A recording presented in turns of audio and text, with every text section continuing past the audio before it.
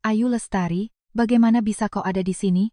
Raditya Kusuma, Presiden Direktur Nusantara Foodtech yang berusia 36 tahun, hampir tidak mempercayai matanya. Di lorong ruang wawancara perusahaannya, berdiri seorang wanita dengan mantel lusuh di dekapannya. Dia adalah mantan istrinya, Ayu Lestari, yang 4 tahun lalu kabur ke luar negeri bersama pria lain dengan membawa uang 50 miliar rupiah. Namun, ada sesuatu yang janggal.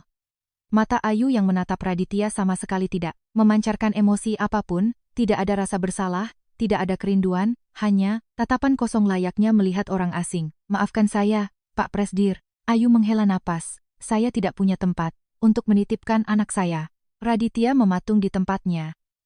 Apakah dia sedang berpura-pura tidak mengenalku dengan memanggilku Pak Presdir? Atau dia benar-benar tidak ingat? Dan anak, siapa yang digendongnya itu? Pikiran Raditya berputar dalam kekacauan. Mengapa dia datang untuk wawancara kerja sambil membawa anak? Apa yang sebenarnya terjadi pada malam 4 tahun lalu? Lobi kantor pusat Nusantara Foodtech, NFT, perusahaan teknologi pangan nomor 1 di Indonesia yang berlokasi di kawasan elit SCBD Jakarta, sudah sibuk sejak pagi. Lantai marmernya mengkilap seperti cermin, dan lampu kristal dari langit-langit memancarkan cahaya keemasan. Karyawan berjas rapi lalu lalang, dengan sibuk, sementara aroma kopi mahal dari kafe di sudut lobi menguar lembut. Di tengah ruangan mewah itu, masuklah seseorang yang sama sekali tidak terlihat, pantas berada di sana. Ayu Lestari, 32 tahun. Mantelnya memiliki jahitan yang jelas terlihat di bagian yang pernah sobek, dan ujung sepatu pantofelnya sudah terkelupas hingga kulit putihnya terlihat. Namun, yang paling menarik perhatian orang-orang adalah balita berusia 4 tahun yang ada di dekapannya. Anak itu menyembunyikan wajahnya di bahu Ayu, napasnya terengah-engah. Bima. Dia adalah segalanya bagi Ayu, satu-satunya alasan Ayu bertahan hidup di dunia ini. Subuh tadi, Bima tiba-tiba demam tinggi. Saat Ayu menyentuh dahinya, terasa panas seperti membakar telapak tangan. Ayu sudah memberinya obat penurun panas dan menyelimutinya, tetapi demamnya tak kunjung turun. Masalahnya, hari ini adalah hari wawancaranya. Posisi asisten peneliti di Nusantara Foodtech.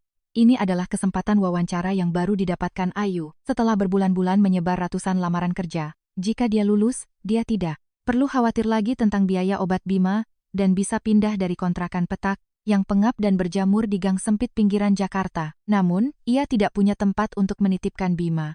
Warung makan tempatnya bekerja sedang tutup hari ini, dan ibu pemilik warung yang biasanya bisa ia andalkan sedang pulang kampung. Ayu tidak mungkin meninggalkan anak yang sedang demam tinggi sendirian di kontrakan yang dingin. Tapi dia juga tidak bisa menyerah pada wawancara ini. Jika gagal, bulan ini tidak ada uang untuk obat Bima.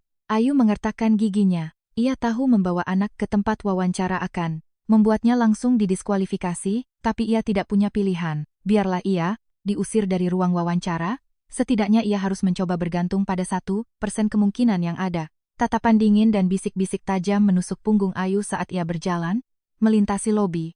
Lihat itu, dia bawa anak. Dia datang mau wawancara? Dengan pakaian seperti itu, bisik-bisik itu menyapu telinganya, namun Ayu menundukkan kepala dan mempercepat langkahnya. Beban Bima terasa berat di lengannya. Berat yang biasanya tak seberapa, hari ini seolah menekan bahunya tanpa ampun. Saat tiba di ruang tunggu wawancara di lantai 23, jantung Ayu mencelos. Di kursi-kursi yang berjejer di sepanjang lorong, sudah duduk sekitar 10 kandidat.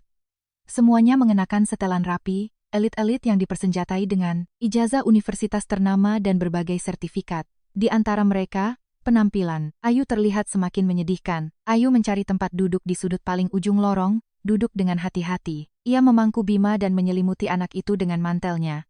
Dahi Bima masih sangat panas. Bunda, haus, gumam Bima dengan suara kecil. Ayu mengeluarkan botol minum dari tasnya, dan dengan hati-hati meminumkannya ke mulut Bima. Tepat saat itu, 2 kandidat wanita yang duduk di depan menoleh dan menatap Ayu secara terang-terangan. Dia pikir ini di mana bawa-bawa anak? Ini bukan daycare. Iya ya, gimana orang kayak gitu bisa lolos seleksi berkas? Bikin standar perusahaan turun aja. Tawa sinis mereka menggema di lorong. Telinga Ayu memerah padam. Ia menunduk semakin dalam. Tangannya gemetar, tetapi dengan cepat ia menutupi kedua telinga Bima dengan lembut menggunakan telapak tangannya. Setidaknya, ia tidak ingin anaknya mendengar kata-kata berbisa itu. Bunda, kenapa telingaku ditutup? Nggak apa-apa sayang, Bunda cuma mau bikin telinga Bima hangat, ucap Ayu, memaksakan senyum. Namun suaranya yang sedikit, bergetar tak bisa disembunyikan. Rasa malu merasuk hingga ke tulang. Rasanya ia ingin berdiri dan berlari dari sana detik itu juga. Tapi ia tidak beranjak. Jika ia tidak bisa menahan hinaan ini, ia tidak akan bisa membelikan obat untuk Bima. Tepat saat itu, di ujung lorong, terdengar bunyi denting lift terbuka. Ayu mendongak tanpa sengaja, dan jantungnya terasa berhenti berdetak. Seorang pria berjas hitam elegan berjalan memasuki lorong, diikuti oleh 3 atau 4 orang asisten. Pria itu memancarkan aura dingin yang seolah menurunkan suhu di sekitarnya hingga 10 derajat. Setelan jas yang disetrika, sempurna, rambut yang tertata rapi, dan tatapan mata sedingin es tanpa emosi. Setiap kali ia lewat, karyawan di lorong menundukkan badan dalam-dalam. "Selamat pagi, Pak Presdir," Raditya Kusuma, pucuk pimpinan Nusantara Foodtech, pria yang dijuluki Presdir S di industri ini. Pria berusia 36 tahun yang dikabarkan menjadi semakin dingin dan kejam setelah dikhianati istrinya 4 tahun lalu. Pria yang menganggap emosi adalah sebuah kemewahan yang tak berguna, yang menilai dunia hanya dari angka dan hasil. Itulah sebabnya setiap orang yang berhadapan dengannya pasti akan merinding ketakutan. Raditya berjalan menyusuri lorong dengan wajah datar. Jadwalnya hari ini adalah meninjau proyek di laboratorium riset. Ruang wawancara sama sekali tak ada nilainya untuk ia perhatikan. Ia terus melangkah sambil mendengarkan laporan dari Sekretaris Dimas. Namun detik itu, tatapan Raditya terpaku pada sudut lorong. Mantel lusuh, penampilan menyedihkan, dan seorang wanita yang duduk berkerut sambil memeluk anak. Langkah Raditya berhenti mendadak. Jantungnya seolah melompat satu ketukan. Pandangannya menyempit, dan semua suara di sekitarnya seolah menjauh. Wajah itu. Tenaga dari tangan Raditya menghilang. Map dokumen yang dipegangnya jatuh ke lantai dengan suara berdebuk keras. Kertas-kertas berserakan di atas marmer. Seluruh lorong mendadak hening. "Bapak, Anda tidak apa-apa?" Sekretaris Dimas memanggil dengan panik, tapi suaranya tidak masuk ke telinga Raditya. Ayu Lestari, mantan istrinya yang kabur 4 tahun lalu bersama pria lain, dengan membawa 50 miliar rupiah. Wanita yang mencampakkannya. Wanita yang ia bersumpah tidak akan pernah ia maafkan sampai mati. Kenapa? Bagaimana dia bisa ada di sini? Mata Raditya bergetar hebat. Dia membawa lari 50 miliar, lalu kenapa? Penampilannya sangat menyedihkan seperti itu? Dan anak yang digendongnya itu, anak siapa? Apakah anak dari pria itu? Kemarahan, keterkejutan, dan emosi yang tak bisa dijelaskan bergolak menjadi badai di dalam dadanya. Di saat yang sama, Ayu menyadari tatapan itu. Instingnya mengatakan ada seseorang yang sedang menatapnya lekat-lekat. Ia mendongak, dan matanya bertemu dengan pria yang berdiri di tengah lorong, menatapnya dengan tajam. Mata yang sedingin es, kemarahan yang menyala-nyala, dan rasa sakit yang tak terlukiskan di dalamnya. Punggung Ayu merinding. Kenapa pria itu menatapku? Seperti itu? Ayu mencoba menggali ingatannya, tapi ia tidak pernah melihat pria itu. Seingatnya, ini adalah pertama kalinya ia melihat wajah itu. Tapi tatapan itu jelas ditujukan padanya, dan ada kebencian luar biasa di dalamnya. Ah, pasti karena anak ini. Ayu membuat kesimpulan seketika. Presdir marah karena ada kandidat yang membawa anak ke ruang wawancara. Kepanikan melandanya. Secara refleks, Ayu memeluk Bima erat-erat dan langsung berdiri. Dengan suara gemetar, ia berkata, "Maafkan saya, Pak Presdir, saya benar-benar minta maaf." Ayu menundukkan kepalanya dalam-dalam lalu melangkah mundur. Ia kemudian berbalik di sudut lorong dan menghilang dari pandangan. Raditya mematung di tempatnya. Apa maksudnya? Kenapa dia berpura-pura tidak mengenalku? Kenapa memanggilku Pak Presdir? Kenapa dia memperlakukan pria yang telah hidup bersamanya selama 2 tahun seperti orang asing? Ujung jari Raditya bergetar pelan. "Bapak tidak apa-apa," Sekretaris Dimas mendekat dengan hati-hati dan memungut dokumen yang berserakan. Raditya tidak menjawab. Tatapannya masih tertuju pada sudut tempat Ayu menghilang. "Pak, tim dari lab riset sudah menunggu. Mari lewat sini." Sekretaris Dimas perlahan membimbing lengan Raditya. Raditya melangkah seperti robot. Namun kepalanya terus saja menoleh ke belakang, ke sudut tempat Ayu bersembunyi. Apakah ini mimpi? Apa aku berhalusinasi? Tidak, itu pasti Ayu. Mata itu, wajah itu, suara itu, tidak salah lagi. Jantung Raditya berdetak gila-gilaan. Keringat dingin membasahi telapak tangannya, tapi ia mengertakkan gigi dan mengendalikan otot wajahnya. Ada karyawan dan asisten yang memperhatikannya. Dengan dingin, datar, seolah tidak terjadi apa-apa, Raditya kembali memakai topeng Presdir S-nya. Sementara itu, di sudut lorong yang lain, Ayu memegang dadanya sambil mengatur napas yang memburu. Bunda, Bima takut, ucap Bima sambil mencengkeram erat ujung baju Ayu. Ia sepertinya terkejut karena ibunya tiba-tiba setengah berlari. Tidak apa-apa sayang. Tidak ada apa-apa, kata Ayu sambil menepuk punggung anaknya, padahal kakinya sendiri gemetar hebat. Tatapan Presdir tadi, tatapan yang seolah merendahkan dan membencinya, tak bisa hilang dari benaknya. Hanya karena aku bawa anak, dia sampai semarah itu. Belum, juga wawancara, semuanya sudah hancur. Mata Ayu memanas. Namun ia tidak boleh menangis di depan Bima. Ia menengadahkan kepala, melihat ke langit-langit, menahan air matanya, tetap harus maju. Sudah sampai sini, biarpun diusir, aku harus mencoba. Ayu menyentuh dahi Bima dengan punggung tangannya.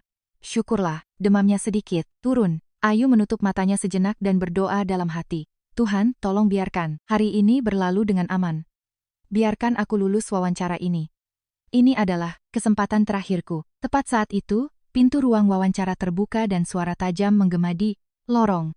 Giliran selanjutnya, Saudari Ayu Lestari, silakan masuk ke ruang wawancara. Jantung Ayu mencelos. Dengan kaki yang bergetar, ia memaksakan diri berdiri. Sambil memeluk Bima erat, ia melangkah maju selangkah demi selangkah. Ayu sama sekali tidak tahu bahwa pria yang baru saja menatapnya dengan kebencian penuh adalah suami yang pernah menghabiskan 2 tahun hidup bersamanya. Begitu pintu ruang wawancara terbuka, udara dingin menyapu wajah Ayu. Di ruangan yang luas itu, terdapat meja panjang di depan, dengan 3 pewawancara duduk berjajar. Orang yang duduk di tengah adalah pria parubaya berambut ubanan. Papan nama di dadanya bertuliskan, Direktur Riset, Hendra. Ayu berdiri di tempat yang ditentukan. Bima yang berada di gendongannya mungkin merasa cemas dengan lingkungan asing itu, tangannya mencengkeram baju Ayu. Semakin kuat, mata Pak Hendra memindai Ayu dari atas ke bawah. Saat pandangannya jatuh pada Bima, sudut bibirnya berkedut tidak suka. Ayu Lestari. Iya Pak, saya sudah baca CV Anda, ucap Hendra sambil membalik kertas di tangannya dengan malas. Tidak ada sedikit pun ketertarikan dari gerakan jarinya. Lulusan teknologi pangan, tapi pengalaman kerjanya asisten dapur warung makan, asisten riset di sini bukan posisi yang bisa diisi sembarang orang. Anda tahu itu kan? Bahu Ayu menyusut.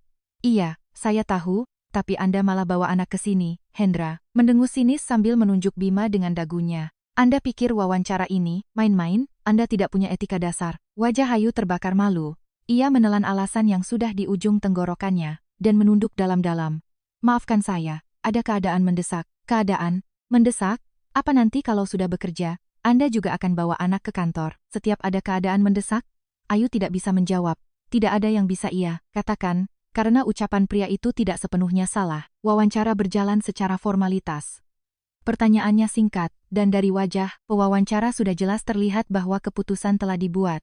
Ayu menjawab dengan suara bergetar, tetapi kata-katanya seolah lenyap di udara, tidak didengar oleh siapapun. Namun di saat yang sama, tepat di balik partisi yang memisahkan ruang wawancara dengan area laboratorium riset, sesuatu yang sangat berbeda sedang terjadi. Raditya sedang dikelilingi oleh para peneliti, menerima laporan proyek. Namun, tak satu pun kata-kata peneliti itu masuk ke telinganya. Suara dari balik partisi, suara wanita yang rendah dan bergetar itu suara Ayu. Bapak, Presdir, pencapaian target penjualan kuartal ketiga kita saat ini. Peneliti menjelaskan dengan antusias sambil memegang tablet, namun pandangan Raditya tertuju ke ruang kosong. Sarafnya sepenuhnya tertuju pada balik sekat itu. Suara yang sama persis dengan 4 tahun lalu. Sedikit lebih lelah, sedikit lebih redup, tapi itu jelas suara wanita itu. Tangan Raditya mengepal, jantungnya berdetak tak beraturan. Emosi yang tak jelas antara amarah dan kebingungan mendidih di dadanya. Kenapa dia ada di sini? Katanya dia bawa lari 50 miliar ke luar negeri sama pria lain. Berani-beraninya dia menyerahkan diri ke sini? Apa rencananya? Bapak, Presdir, Anda tidak apa-apa? Raditya tersentak sadar oleh panggilan peneliti itu. Ah, ya, lanjutkan. Ia menjawab dengan nada datar, tetapi ujung jarinya sedikit bergetar. Sementara itu, di ruang wawancara, pertanyaan terakhir baru saja usai. Baiklah, hasilnya akan kami hubungi nanti. Nada bicara Hendra sangat dingin, secara tersirat mengatakan, kami tidak akan pernah menghubungi Anda. Ayu membungkuk, hormat, terima kasih. Ia berdiri sambil menggendong Bima dan melangkah menuju pintu. Ia ingin segera keluar dari tempat mencekik itu. Tepat saat itu, aroma yang familiar menusuk hidung Ayu. Bau hangus yang sedikit amis. Aroma khas ketika protein terdenaturasi oleh panas. Dan dari balik partisi, terdengar suara panik. Menggumpal lagi. Apa masalahnya sih? Suhunya sudah pas. Rasio campurannya juga pas. Kenapa begini terus? Langkah kaki Ayu terhenti tanpa sadar. Menggumpal, campurannya, di dalam otak, Ayu yang tadi terasa buntu, sesuatu tiba-tiba menyala. Insting dan kepekaan yang ia asah selama 4 tahun begadang membuat makanan nutrisi khusus untuk Bima di dapur warung, bangkit kembali secara refleks. Dari mulut Ayu terlontar gumaman, pelan, titik isoelektriknya tidak pas. Makanya menggumpal. Suara Ayu terdengar jernih di ruang wawancara yang sepi itu. Tangan Hendra yang sedang merapikan dokumen terhenti seketika. Ia perlahan mengangkat kepalanya, menatap Ayu. Ayu Lestari, apa yang baru saja Anda katakan? Ayu baru sadar bahwa ia telah berbicara keras-keras. Wajahnya memerah padam. Maksud saya, ia tergagap panik. Namun tatapan Hendra telah berubah. Ketidakpedulian tadi lenyap, digantikan rasa penasaran yang tajam. Anda bilang, titik isoelektrik? Lalu bagaimana? Bagaimana seharusnya kita mengaturnya menurut Anda? Ayu ragu sejenak, tapi karena sudah terlanjur bicara, ia tidak bisa mundur. Dengan hati-hati ia membuka suara. Sebelum menaikkan suhu, jika Anda memasukkan asam sitrat terlebih dahulu untuk menurunkan pH hingga di bawah 4,6, campurannya akan stabil. Jika kita menghindari titik isoelektrik protein, maka tidak akan terjadi koagulasi atau penggumpalan. Mata Hendra membesar. Ia menatap Ayu lekat-lekat selama beberapa detik tanpa bicara. Keheningan aneh menyelimuti ruang wawancara. Baiklah, silakan keluar. Suara Hendra kembali terdengar dingin. Ayu membungkuk dan bergegas keluar dari ruangan. Saat menutup pintu, jantungnya terasa mau meledak. Bodoh sekali. Kenapa aku mengatakan hal yang tidak perlu? Batinnya menyesal sambil setengah berlari menuju lift. Di bahunya, Bima sepertinya sudah tertidur karena napasnya terdengar teratur. Namun, tepat setelah Ayu pergi, sesuatu yang sama sekali tak terduga terjadi di dalam ruang wawancara. Hendra tiba-tiba berdiri dari kursinya. Ia berteriak ke arah lab riset di balik sekat. Dokter Dimas, cepat bawa asam sitrat. Para peneliti terkejut dan menatap Hendra. Asam sitrat, Pak? Atur pH-nya ke 4,6, lalu panaskan lagi. Cepat, perintah Hendra dengan suara mendesak. Para peneliti buru-buru bergerak. Mereka memasukkan asam sitrat ke dalam tabung, beker, mengukur pH, lalu mulai memanaskannya kembali. Semua mata tertuju pada beker tersebut. Beberapa menit kemudian, berhasil? Pak, berhasil? Seru seorang peneliti dengan kagum.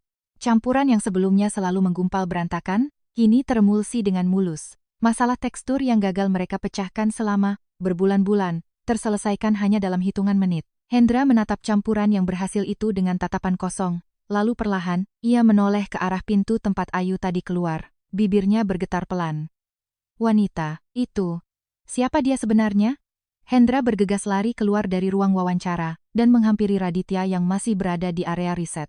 Pak Presdir, Raditya, mendongak. Kandidat yang baru saja diwawancara, yang bernama Ayu Lestari. Kita harus menerimanya, Pak. Mata Raditya sedikit bergetar. Apa maksud Anda? Dia jenius, Pak. Masalah emulsi yang gagal kita selesaikan berbulan-bulan. Diselesaikan oleh wanita itu. Hanya dengan satu kalimat saat dia lewat, ucap Hendra dengan nada antusias. Raditya tidak menjawab. Wajahnya mengeras saat ia menatap keluar jendela kaca. Saya kira dia cuma punya pengalaman jadi asisten masak di warung, tapi instingnya setara dengan peneliti senior, atau bahkan lebih. Saya memang tidak mengerti kenapa dia bawa anak ke ruang wawancara. Tapi kita sama sekali tidak boleh kehilangan dia. Tangan Raditya mengepal kuat di bawah meja, begitu kuat hingga buku-buku jarinya memutih. Si jenius Ayu Lestari dan pengkhianat Ayu Lestari yang 4 tahun lalu kabur meninggalkannya membawa 50 miliar. Fakta bahwa keduanya adalah orang yang sama saling bertabrakan di dalam kepala Raditya. Rasanya ia ingin berteriak, tapi Raditya mengertakkan giginya dan menelan emosinya bulat-bulat. Soal perekrutan akan saya pertimbangkan. Buat laporannya dan serahkan ke saya.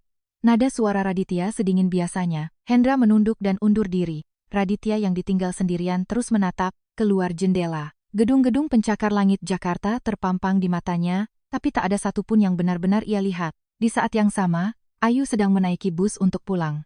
Duduk di kursi dekat jendela, Ayu mendekap Bima yang tertidur lelap sambil menatap kosong keluar. Wajahnya yang lelah dan pucat memantul samar di kaca jendela bus.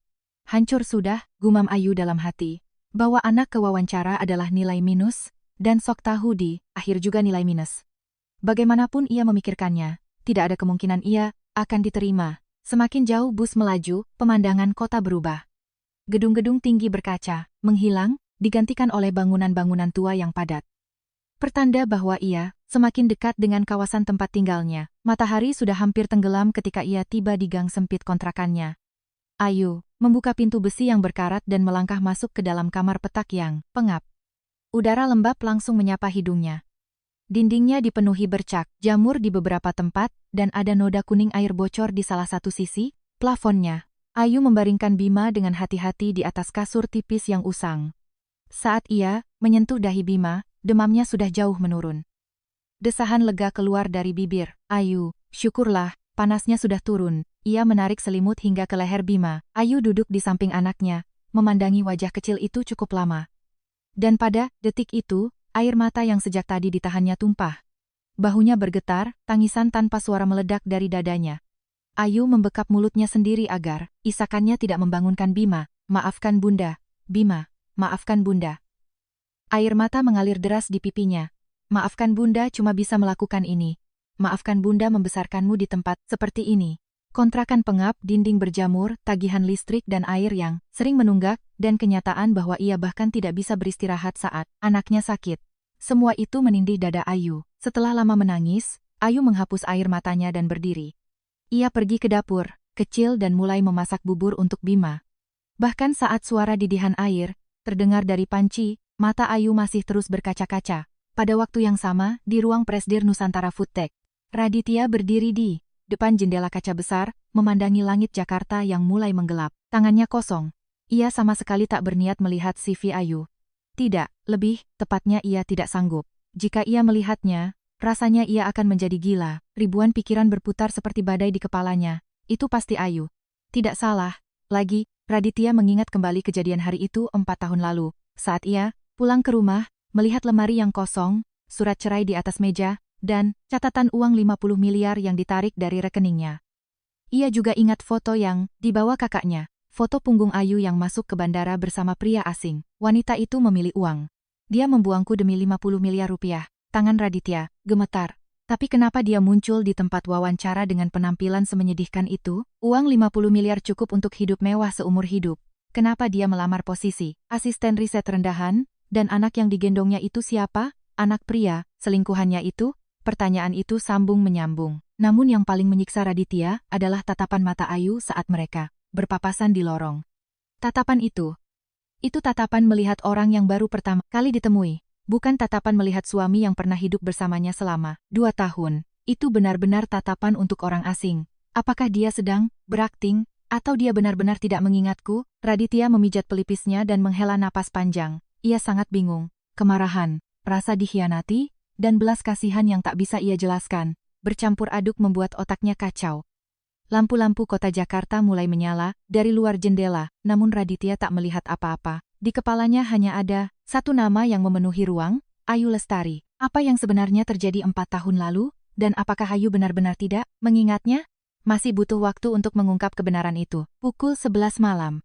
Lampu di ruang Presdir Nusantara Foodtech belum padam. Raditya bangkit dari kursinya dan berjalan ke salah satu sisi dinding. Di balik lukisan, pemandangan besar itu, tersembunyi sebuah brankas rahasia. Ia menggeser lukisan itu, menampakkan pintu baja dingin. Setelah memasukkan kata sandi, pintu terbuka, dengan bunyi klik berat. Di dalamnya, terdapat selembar dokumen. Kertas yang mulai menguning dengan bekas, lipatan yang sangat jelas. Surat cerai. Tangan Raditya mengambil kertas itu. Ujung jarinya bergetar. Sudah 4 tahun berlalu, namun setiap kali ia melihat kertas ini, ingatan hari itu kembali begitu nyata. 4 tahun lalu, di suatu senja, Raditya baru saja pulang dari kantor. Ia sedang duduk di sofa ruang tamu melonggarkan dasinya, ketika terdengar suara, pintu depan terbuka. Itu kakaknya, Sari Kusuma. Raditya mendongak. Namun wajah kakaknya terlihat berbeda dari biasanya. Pucat pasi, bibir kering, dan tangannya menggenggam sebuah amplop cokelat. Mbak, tumben jam segini datang? Sari berjalan perlahan dan duduk di hadapan Radit.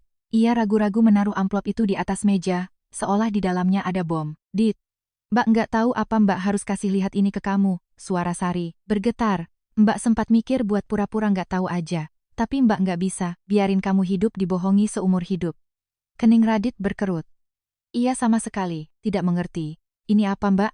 Ada apa? Sari membuka amplop itu dengan tangan gemetar. Ia mengeluarkan tumpukan kertas dan beberapa lembar foto, lalu menggelarnya di atas meja.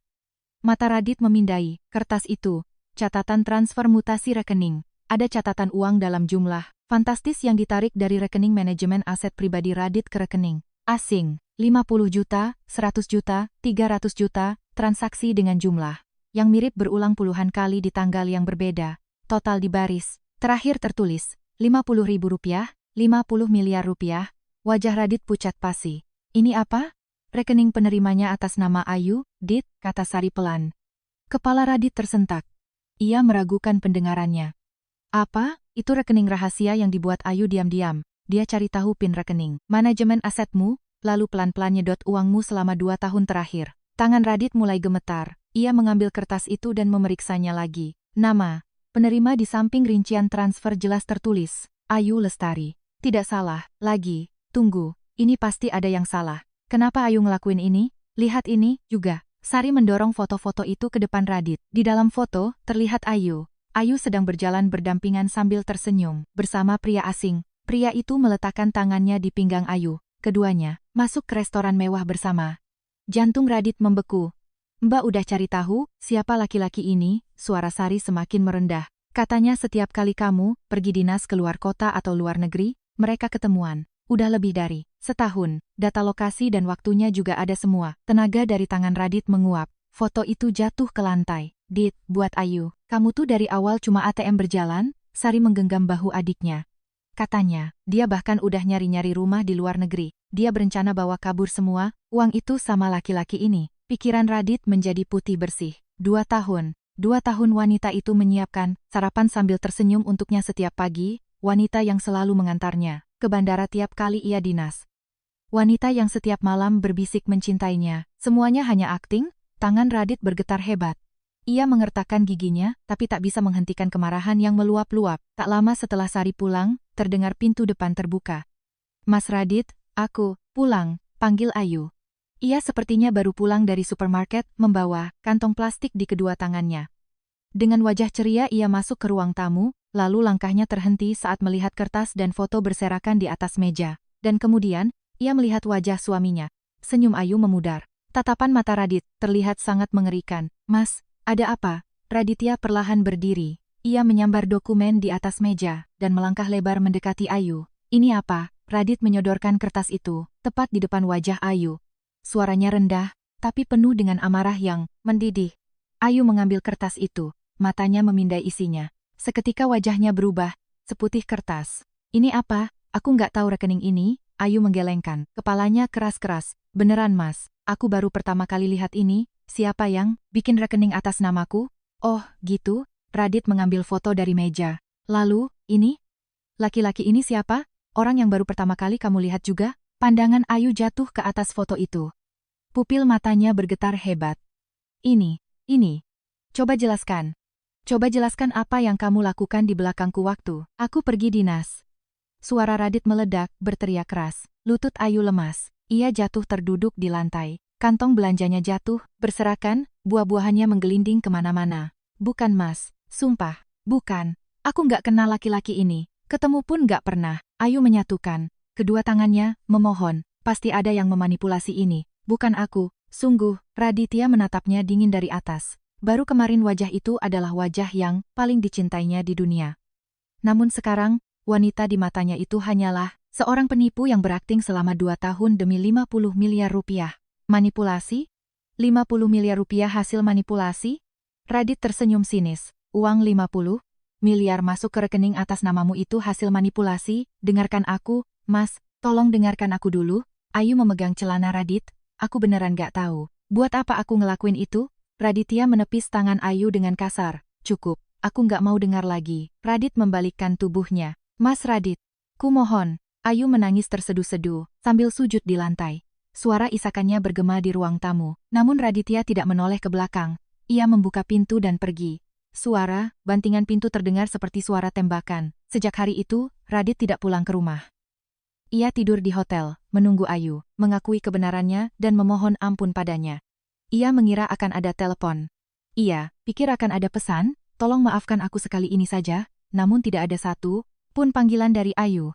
Sehari berlalu, 2 hari berlalu, 3 hari berlalu dan Ayu tak kunjung menghubungi Radit menganggap kesunyian itu sebagai pengakuan. Berarti semuanya benar. Dia tidak punya alasan untuk membela diri, makanya diam. Di hari kelima, Radit memutuskan pulang ke rumah. Saat ia membuka pintu, ia merasakan hal aneh, terlalu sepi. Biasanya jam segini terdengar suara orang memasak dari arah dapur, tapi rumah itu sunyi senyap. Ayu. Radit memanggil, tak ada jawaban. Ia melangkah ke ruang tamu. Gelap. Saat menyalakan lampu, ruang yang kosong menyambutnya. Shawl yang biasa ditaruh Ayu di atas sofa, tidak ada. Sepatu Ayu di rak sepatu depan, hilang. Radit berlari ke kamar tidur. Lemari dibuka, tidak ada.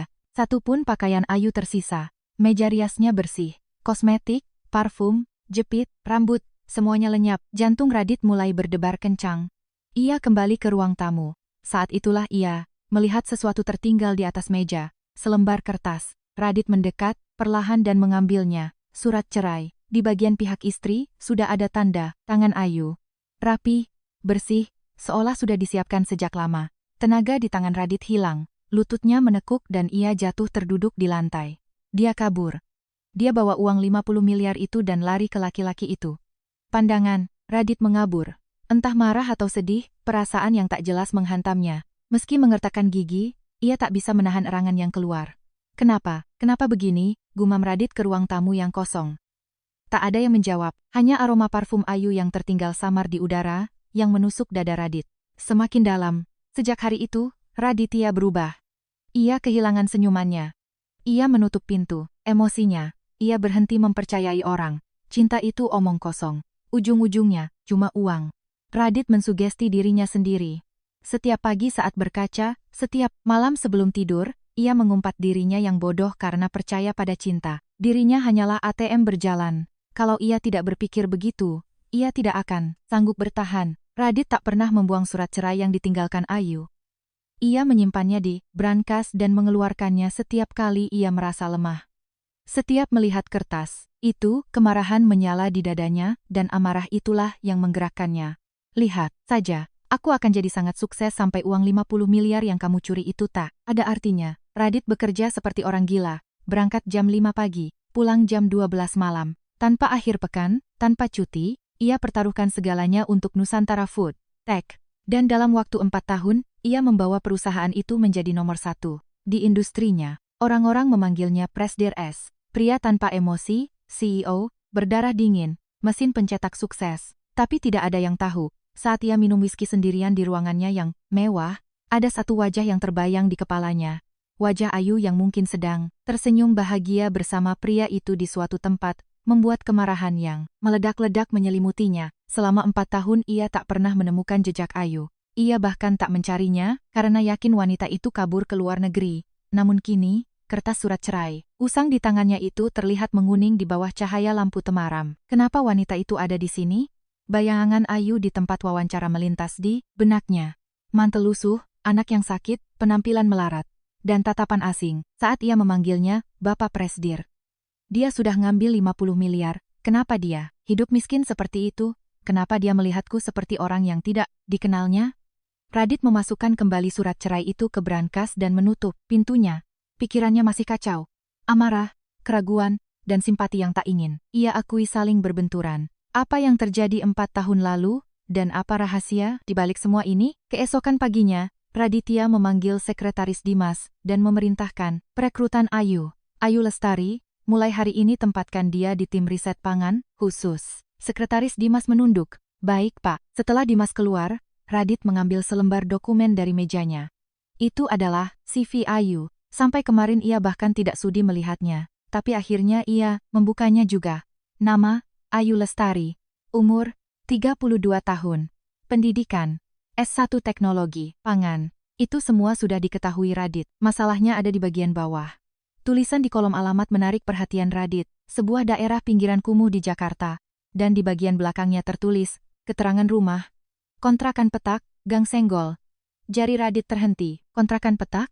Wanita yang lari bawa 50 miliar tinggal di kontrakan sempit? Radit membaca CV itu lagi. Takut salah lihat. Tapi tulisannya sangat jelas. Otak Radit kembali ruwet. 50 miliar itu bisa buat beli apartemen mewah di Senopati. Bisa buat hidup foya-foya di luar negeri. Tapi kenapa dia tinggal di kontrakan kumuh? Kemana perginya uang itu? Radit meletakkan CV itu di atas meja, dan menatap keluar jendela. Langit Jakarta terlihat mendung. Ada yang aneh, sesuatu yang kupercayai mati-matian selama 4 tahun ini, mulai goyah. Hari itu, Ayu masuk kerja pertama kalinya di tim riset. Kemunculannya jadi bahan gosip di antara para peneliti. Gosip bahwa dia bawa anak saat wawancara, tapi, anehnya direktur riset yang galak malah mati-matian merekomendasikannya. Tatapan, penuh rasa ingin tahu mengikuti Ayu kemanapun. Ayu berusaha mengabaikan tatapan itu dan fokus pada pekerjaannya. Membantu, eksperimen pencampuran formula, merapikan data, mengklasifikasikan sampel. Gerakan tangannya cepat dan akurat.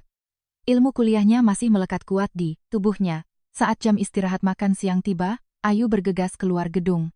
Ia harus pergi ke penitipan anak tempat Bima berada untuk memastikan anaknya makan dengan baik. Radit mengawasi sosok itu dari balik kaca jendela ruangannya. Sosok Ayu yang setengah berlari menuju halte Transjakarta. Ujung mantel lusuhnya berkibar, tertiup angin. Semuanya terekam di mata Radit. Dahi Radit berkerut dalam. Sudah bawa uang segitu banyak, kenapa hidupnya kayak gini? Kenapa pakai mantel lusuh? Di mana uang itu disembunyikan? Pertanyaan itu tiada habisnya. Sore harinya, dengan alasan inspeksi, Radit turun ke departemen riset. Para peneliti serempak berdiri dan memberi salam. Radit hanya mengangguk dengan wajah datar sambil mengedarkan pandangan. Pandangannya berhenti di satu titik. Punggung Ayu yang sedang mengaduk campuran formula di depan meja lab. Radit melangkah mendekat. Mendengar suara langkah kaki, Ayu menoleh. Mata mereka bertemu. Bapak Presdir. Ayu buru-buru meletakkan alat di tangannya dan membungkuk memberi salam. Selamat sore, Pak. Sapaan itu menancap bagai belati di dada Radit. Bapak Presdir, selamat sore, itu bukanlah sapaan untuk suami yang pernah hidup 2 tahun bersamanya. Itu adalah sapaan kaku seorang bawahan kepada atasan tertingginya. Radit menggigit bibirnya kuat-kuat. Kata-kata sudah di ujung tenggorokannya, tapi harus ia telan kembali. Kamu pura-pura nggak kenal, atau benar-benar nggak ingat? Selamat bekerja, hanya itu yang Radit ucapkan sebelum berbalik pergi. Jika ia berlama-lama di sana, emosinya bisa meledak. Namun, ada hal yang tidak disadari Radit. Saat ia berbalik, dada Ayu tiba-tiba berdebar kencang. Ayu memegang dadanya. Jantungnya bergemuruh. Ada apa ini? Dia cuma lewat, tapi kenapa? Bukan cuma jantungnya yang berdebar. Jauh di dalam dadanya, rasa sakit yang tajam menusuk-nusuk, seperti mengorek luka lama yang sudah mengering. Ayu menatap kosong ke ujung lorong tempat Radit menghilang. Anehnya, matanya terasa panas. Kenapa aku mau nangis? Ayu menggelengkan kepalanya kuat-kuat dan kembali fokus bekerja. Tapi rasa nyeri, aneh di dadanya tak kunjung hilang. Beberapa hari kemudian, Radit memanggil sekretaris Dimas. Ada pekerjaan untukmu, ucap Radit dengan suara rendah. Selidiki Ayu Lestari. Apa saja yang dia lakukan dari 4 tahun lalu sampai sekarang? Semuanya. Sekretaris Dimas menunduk. Baik, sampai sejauh mana saya harus menyelidiki, Pak? Semuanya, tanpa terlewat. Riwayat ke luar negeri, rekam medis rumah sakit, riwayat tempat tinggal, mutasi rekening. Semuanya. Dimas sedikit tersentak. Tingkat investigasi seperti itu bukan hal biasa. Namun, tatapan bosnya sangat serius. Baik, akan saya laporkan secepatnya. Setelah Dimas keluar, Radit bersandar ke kursinya. Ia menutup mata. Aku harus tahu kebenarannya. Apakah yang kuyakini 4 tahun lalu itu fakta, atau aku salah mengerti? Kenapa dia tidak mengenaliku? Setelah beberapa hari penyelidikan, Sekretaris Dimas masuk ke ruang Presdir, membawa map tebal. Pak, hasil investigasinya sudah keluar. Radit memberi isyarat agar dia duduk. Dimas membuka map tersebut. Pertama, soal riwayat ke luar negeri. Tidak ada satupun catatan Ayu Lestari pergi ke luar negeri selama 4 tahun terakhir. Mata Radit membesar. Apa? Beliau sama sekali tidak pernah ke luar negeri. Selama 4 tahun penuh beliau ada di Indonesia. Jantung Radit mencelos. Katanya dia kabur ke luar negeri. Itu bohong, lanjutkan suara Radit, memberat. Dimas membalik halaman berikutnya. Kami melacak kejadian 4 tahun lalu. Saat itu, Ayu Lestari mengalami kecelakaan. Kecelakaan? Iya, tabrak lari. Beliau ditemukan tergeletak di jalan raya pada tengah malam setelah ditabrak mobil. Karena tidak ada kartu identitas atau barang bawaan, beliau dirawat sebagai pasien tanpa identitas di rumah sakit. Tangan Radit mencengkeram pegangan kursi. Diagnosis medisnya adalah gegar otak yang menyebabkan amnesia. Catatannya menyebutkan beliau kehilangan sebagian ingatan masa lalunya. Amnesia. Kata itu menyambar bagai petir di kepala Radit. Jadi karena itu dia tidak mengenalku. Bukan pura-pura, dia benar-benar hilang ingatan. Wajah Radit memucat. Lalu setelah itu, ini adalah riwayatnya setelah keluar dari rumah sakit, Dimas membalik halaman lagi. 8 bulan setelah keluar, beliau melahirkan seorang anak laki-laki. Nama ayahnya tidak tercantum, anonim. Beliau melahirkan dan membesarkannya sendirian. Napas Radit tercekat. 8 bulan kemudian, melahirkan. Itu berarti saat kecelakaan terjadi, Ayu sudah dalam keadaan hamil, dan jika ayah anak itu tidak ada, jangan-jangan anak itu adalah anakku? Tangan Radit mulai gemetar. Lalu bagaimana hidupnya setelah itu? Karena tidak punya keluarga atau kenalan, beliau berpindah-pindah. Tinggal di kos-kosan murah sambil bekerja jadi asisten cuci piring dan masak di warung. Kontrakan petak di gang sempit yang ditempatinya sekarang itu disewanya 2 tahun lalu. Dimas menghentikan laporannya sejenak dan menatap Radit. Selama 4 tahun, biaya rumah sakit, biaya melahirkan, dan biaya susu anak ditanggungnya sendiri. Dari catatan yang ada, beliau hidup sangat menderita. Boro-boro 50 miliar, saldo, di rekeningnya seringkali tidak sampai 100.000 rupiah. Radit tak bisa berkata-kata. Selama 4 tahun dia hidup seperti itu, bukan kabur foya-foya bawa 50 miliar. Tapi hilang ingatan, pingsan di jalan, lalu melahirkan sendirian dan bekerja dari subuh sampai malam di dapur kotor. Pandangan Radit mengabur. Ia menutup wajahnya dengan kedua tangan dan menunduk dalam. Lalu uang 50 miliar itu, kemana perginya uang itu? Tanya Radit dengan suara parau. Dimas terdiam sejenak. Lalu dengan hati-hati ia membuka suara. Kami juga melacak bagian itu. Bapak Presdir. Ini mungkin sedikit mengejutkan. Katakan, uang 50 miliar yang masuk ke rekening Ayu Lestari, ditarik dan ditransfer ke rekening lain, di hari yang sama uang itu masuk. Radit mengangkat wajahnya. Rekening siapa? Dimas menyodorkan selembar kertas ke depan Radit. Itu rekening nomine, pinjaman nama, butuh waktu melacak siapa pemilik aslinya. Dimas menarik napas panjang. Pemilik asli rekening itu adalah Ibu Sari Kusuma, wakil Presdir. Dokumen di tangan Radit terjatuh. Mbak Sari. Jantungnya serasa berhenti, telinganya berdenging, pandangannya menyempit. Dan soal laki-laki di foto 4 tahun lalu, yang disebut selingkuhannya, itu, lanjut Dimas, kami juga melacaknya. Itu palsu. Palsu bagaimana? Orang itu adalah aktor sewaan yang dibayar oleh Ibu Sari Kusuma.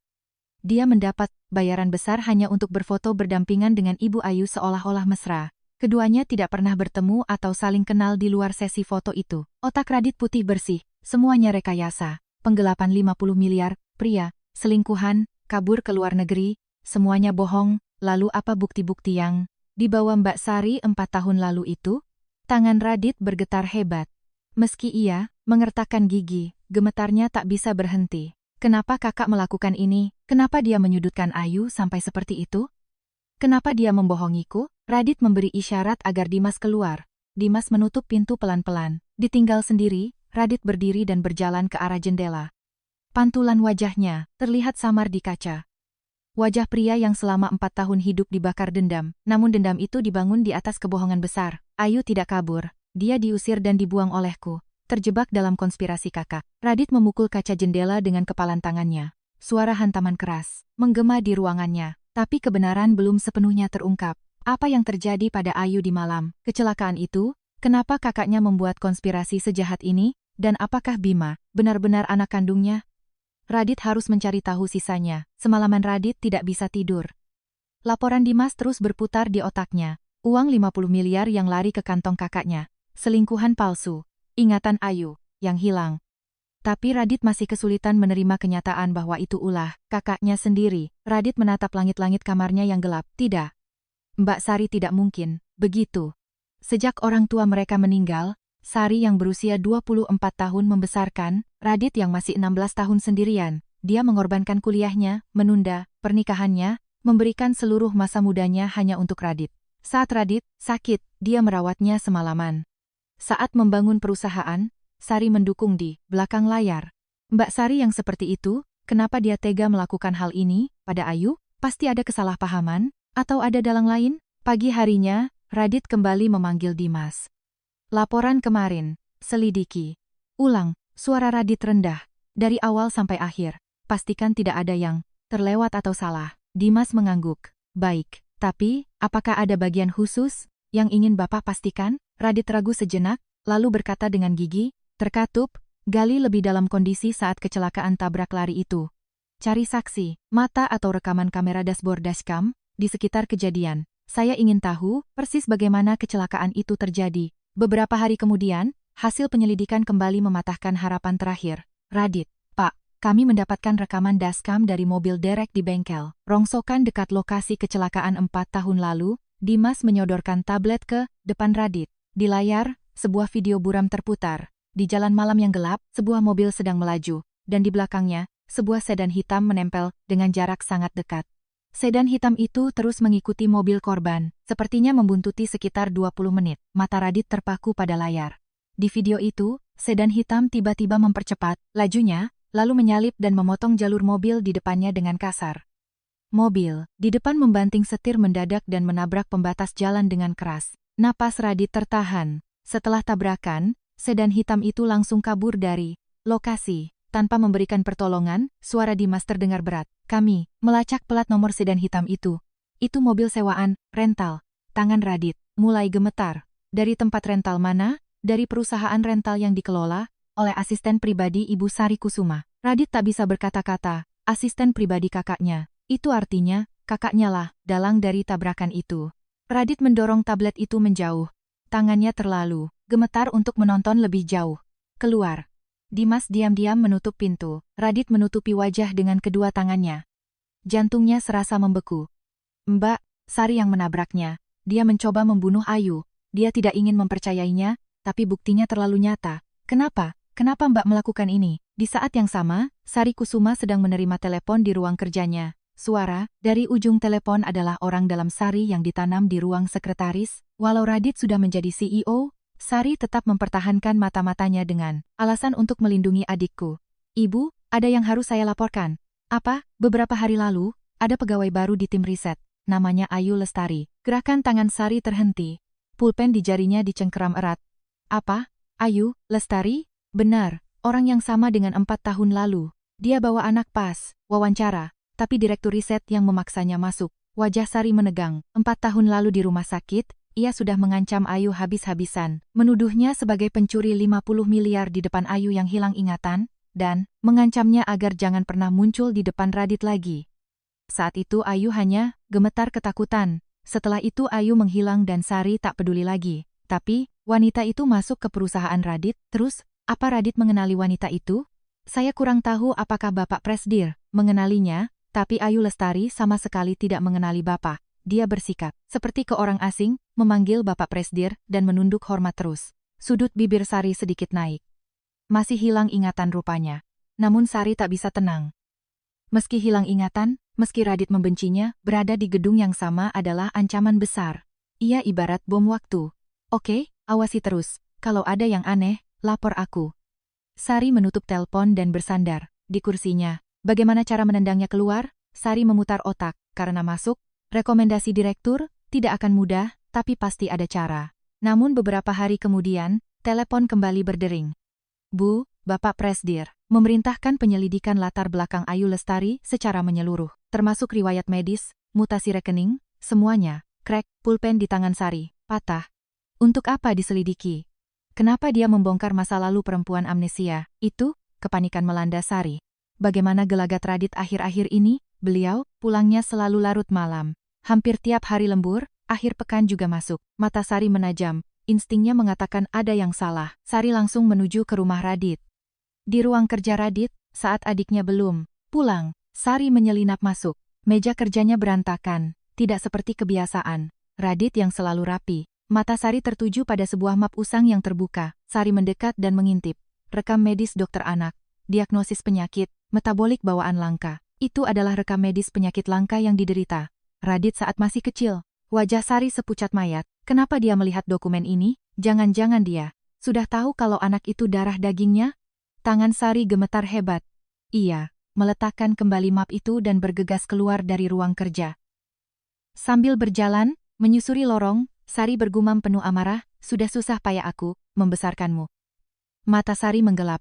Aku tidak akan membiarkan perempuan itu merebutnya lagi. Di waktu yang sama, Radit sedang berdiri di lorong dekat ruang lab riset. Waktu istirahat makan siang. Radit melihat Ayu terburu-buru memakai jaket sambil memegang termos makanan di satu tangan. Radit bertanya pada seorang peneliti di dekatnya. Ayu Lestari kalau jam makan siang selalu pergi kemana? Oh, Bu Ayu, dia pergi nyuapin anaknya. Anaknya ada di tempat penitipan. Katanya punya penyakit langka jadi nggak bisa makan catering umum. Enzim pencernaannya kurang, cuma bisa makan nutrisi khusus. Makanya tiap pagi dia masak nutrisi khusus dan pas jam makan siang dia lari buat nyuapin anaknya sendiri. Jantung Radit serasa berhenti berdetak. Penyakit metabolik bawaan langka. Itu penyakit yang sama dengan yang diderita Radit saat kecil.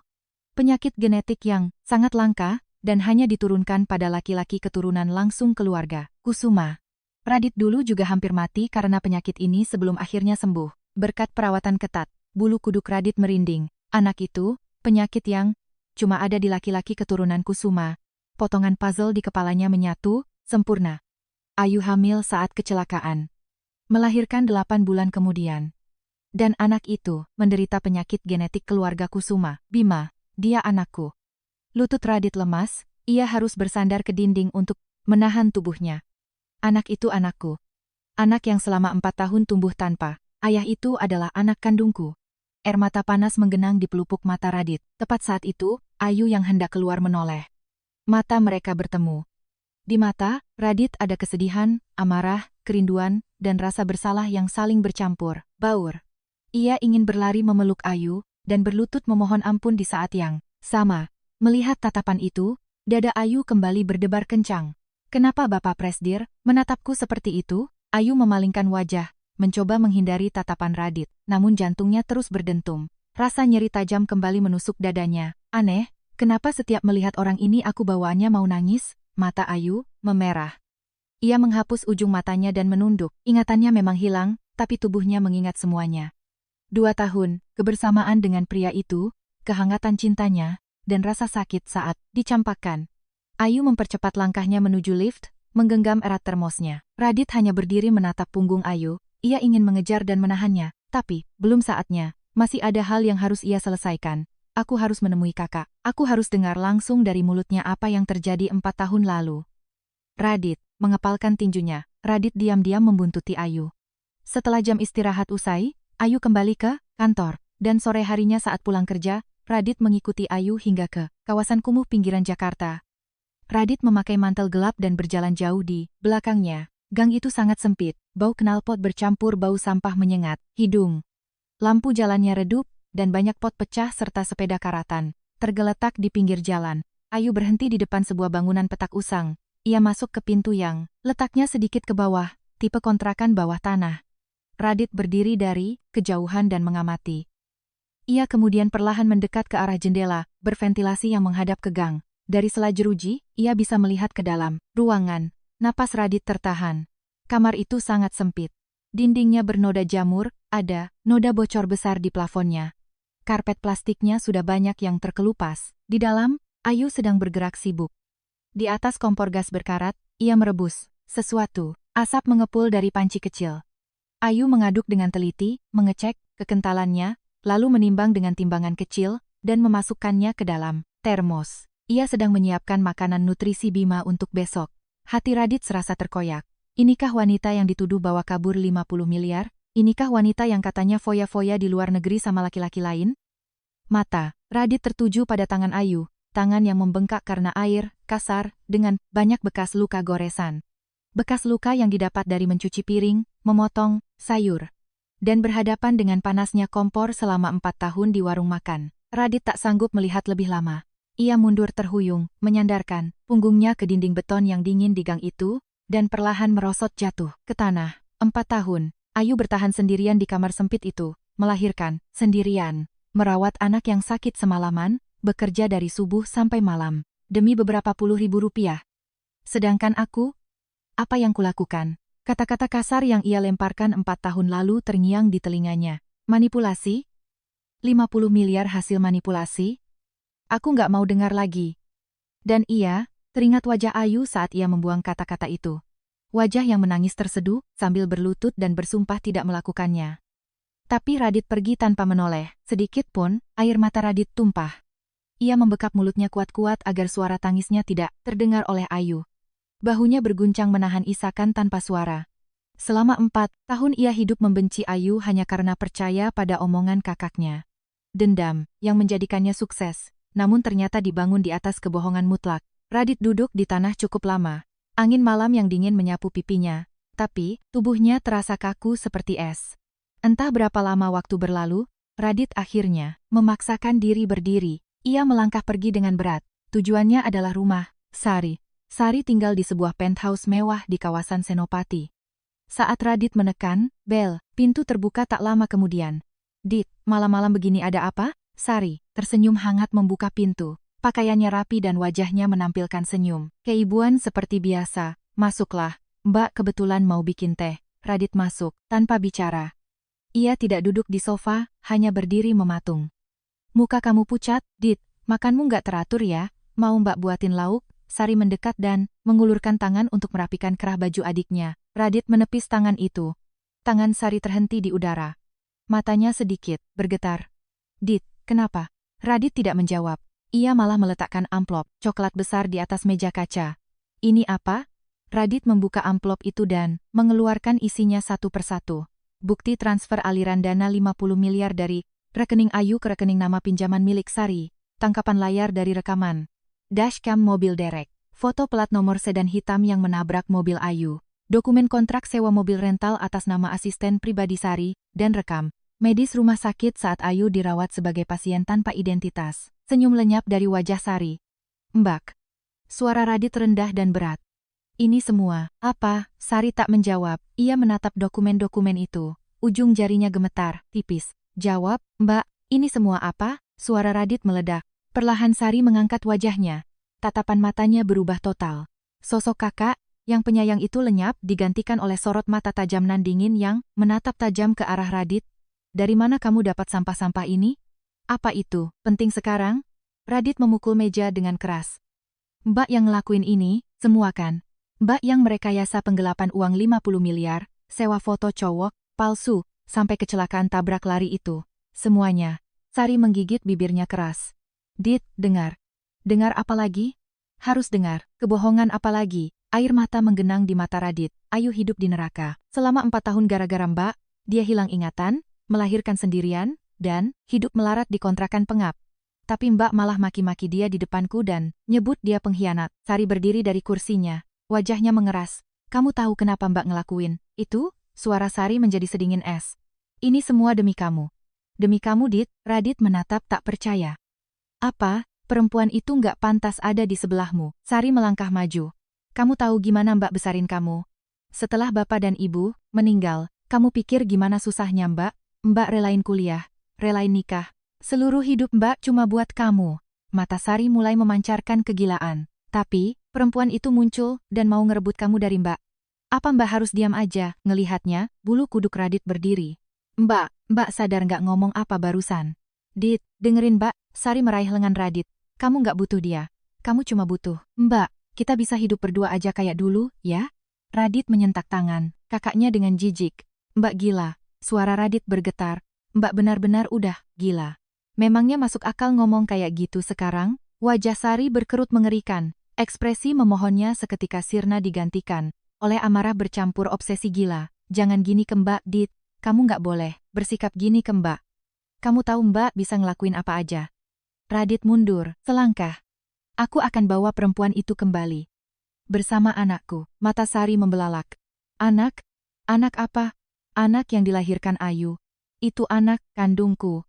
Wajah Sari berubah pucat pasi seperti mayat. Radit tak tahan melihat wajah itu lebih lama. Ia berbalik dan berjalan menuju pintu depan. "Dit!"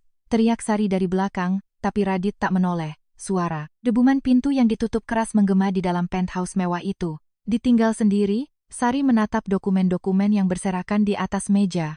Tangannya bergetar hebat. "Anak?" Bibir Sari berkedut sinis. "Perempuan itu melahirkan anak Radit?" Mata Sari menggelap pekat. Nggak boleh." Gumaman pelan terdengar di ruang tamu yang sepi itu. Itu sama sekali nggak boleh." Sebuah niat mengerikan dan mematikan mulai merayap di dalam kepala Sari. Setelah Radit pergi, Sari tak berlama-lama mematung. Bukti-bukti kejahatannya memang terbongkar, tapi hal yang menguasai otaknya bukanlah rasa takut masuk penjara, melainkan kalimat terakhir Radit. "Anak yang dilahirkan Ayu, itu anakku." Wanita yang seharusnya musnah 4 tahun lalu itu ternyata bertahan hidup dan bahkan melahirkan darah daging keturunan Kusuma. Tidak bisa dibiarkan. Sari mengambil tas Hermesnya dan bergegas keluar. Tujuannya adalah kontrakan. Kumu Ayu, pukul 9 malam. Ayu baru saja menidurkan Bima dan sedang mencuci piring. Terdengar suara air menetes dari wastafel yang bocor, tapi Ayu sudah kebal, mengabaikan suara itu. Tiba-tiba terdengar ketukan pintu. Tok-tok. Ayu mengerutkan kening. Siapa yang datang jam segini? Sambil mengelap tangannya yang basah kecelemek, ia mendekat. Siapa? Tidak ada jawaban. Ayu perlahan membuka pintu. Detik itu, aroma parfum mewah menyengat hidungnya. Aroma yang sama sekali tidak cocok dengan udara lembab kontrakan petak ini. Di depan pintu berdiri seorang wanita. Rambut disanggul rapi, mantel mewah, tatapan dingin merendahkan. Jantung Ayu membeku seketika. Wanita ini. Ayu mengenali wajah ini. Wanita dari rumah sakit 4 tahun lalu. Wanita yang tiba-tiba muncul di depan Ayu, yang hilang ingatan terbaring di ranjang RS dan melontarkan kata-kata kejam. Kamu itu koruptor. Pencuri yang kabur bawa 50 miliar. Kalau aku lapor polisi, kamu bakal dipenjara. Mau hidup sebagai narapidana seumur hidup? Kalau mau hidup, sembunyilah. Jangan pernah muncul lagi di depan kami. Saat itu Ayu tidak ingat apa-apa. Tak tahu siapa dirinya, kenapa ia ada di RS. Di tengah kebingungan itu, wanita asing ini memvonisnya sebagai penjahat. Ayu sangat ketakutan, hingga begitu diizinkan keluar dari RS, ia melarikan diri untuk bersembunyi di tempat yang tak ada orang mengenalnya. Tapi kini wanita itu menemukan rumahnya. Seluruh tubuh Ayu mulai gemetar. Kakinya lemas, ia harus berpegangan pada kusen pintu. Sari menatap Ayu dari atas ke bawah, lalu tersenyum sinis. Ternyata tinggal di Jakarta toh, dasar maling. Sari mendorong bahu Ayu dengan kasar dan masuk ke dalam kamar. Matanya memindai sekeliling dengan jijik. Dinding berjamur, karpet, sobek, perabotan jelek. Jadi kamu hidup di tempat sampah ini selama 4 tahun? Cibirnya. Tepat saat itu, terdengar suara kecil dari dalam kamar. Bunda. Bima terbangun dari balik selimut usangnya. Pandangan Sari langsung beralih pada Bima. Wajah Ayu pucat pasi. Ia refleks berlari mendekati Bima, menggendongnya dan menyembunyikannya di balik punggungnya. Ia memeluk anaknya dengan lengan yang bergetar. Nggak apa-apa sayang. Sembunyi di belakang bunda, ucap Ayu. Suaranya gemetar, tapi sorot matanya mulai berubah. Ketakutan yang tadi menguasainya, perlahan tergantikan oleh ketajaman naluri seorang ibu. Sari menatap Bima dan berkata, jadi itu anaknya Raditya? Ayu tidak menjawab. Ia hanya memeluk Bima lebih erat. Raditya siapa? Saya tidak tahu apa maksud Anda. Masih mau pura-pura? Sari tertawa meremehkan. Kamu pikir aku nggak tahu akting amnesiamu itu? Sengaja muncul di depan Radit, sok nggak kenal biar dia goyah lagi? Ayu sungguh-sungguh tidak mengerti. Siapa Raditya dan kenapa wanita ini menyebut nama itu? Tapi itu tidak penting sekarang. Yang penting adalah wanita ini menatap Bima dengan niat buruk. Jangan tatap anak saya, suara Ayu merendah. Sari menyipitkan mata. Apa, kalau Anda berani menyentuh anak saya tidak akan tinggal diam. Suara Ayu gemetar tapi ia tidak mundur. Sari menatap Ayu lekat-lekat. Lalu ia membuka tas mewahnya, mengeluarkan sebuah amplop tebal dan melemparnya ke lantai. Uang 50.000 dan 100.000-an, tumpah berserakan. Ini 50 juta, ucap Sari dingin. Ambil uang ini dan enyah dari sini. Pergi yang jauh dari Jakarta. Resign dari perusahaan dan jangan pernah muncul lagi. Ayu menunduk menatap uang yang berserakan itu, lalu mengangkat kepalanya menatap lurus ke mata Sari. Tidak mau. Mata Sari membelalak. Apa kamu bilang? Saya tidak akan pergi. Suara Ayu mulai stabil dan tegas. Saya akan melindungi anak saya. Saya akan tetap bekerja di perusahaan itu, dan saya tidak akan pindah ke mana-mana. Ayu memeluk Bima semakin kuat. Air mata menggenang di pelupuk matanya, tapi tatapannya pantang menyerah. Anak saya, Bima, harus berobat, harus sembuh. Jadi saya tidak akan pergi kemanapun. Terserah Anda mau bilang apa. Sari tak percaya dengan apa yang didengarnya. Wanita yang 4 tahun lalu gemetar seperti kelinci ketakutan kini membalas tatapannya dan melawan balik. Wajah Sari berkerut menahan amarah. Berani-beraninya kamu melawan. Dasar maling, kere, berani kamu angkat kepala di depanku? Suara Sari melengking. Tepat pada detik itu, sebuah suara kecil memecah ketegangan. Jangan ganggu, Bunda. Bima kecil yang tadinya sembunyi di balik punggung, maju ke depan. Ibunya. Balita berusia 4 tahun itu mengepalkan kedua tangan mungilnya dan menatap tajam ke arah Sari. Ia membentangkan tangannya, seolah melindungi ibunya, dengan tubuh kecilnya. Tante jahat. Jangan teriak-teriak ke Bunda. Suara Bima bergetar, tapi matanya berani. Sari tersentak mundur. Saat melihat wajah Bima yang marah, ia seolah melihat wajah Radit di masa kecil. Jantung Sari mencelos. Anak itu benar-benar keturunan Raditya. Tangan Sari gemetar. Ia mundur selangkah.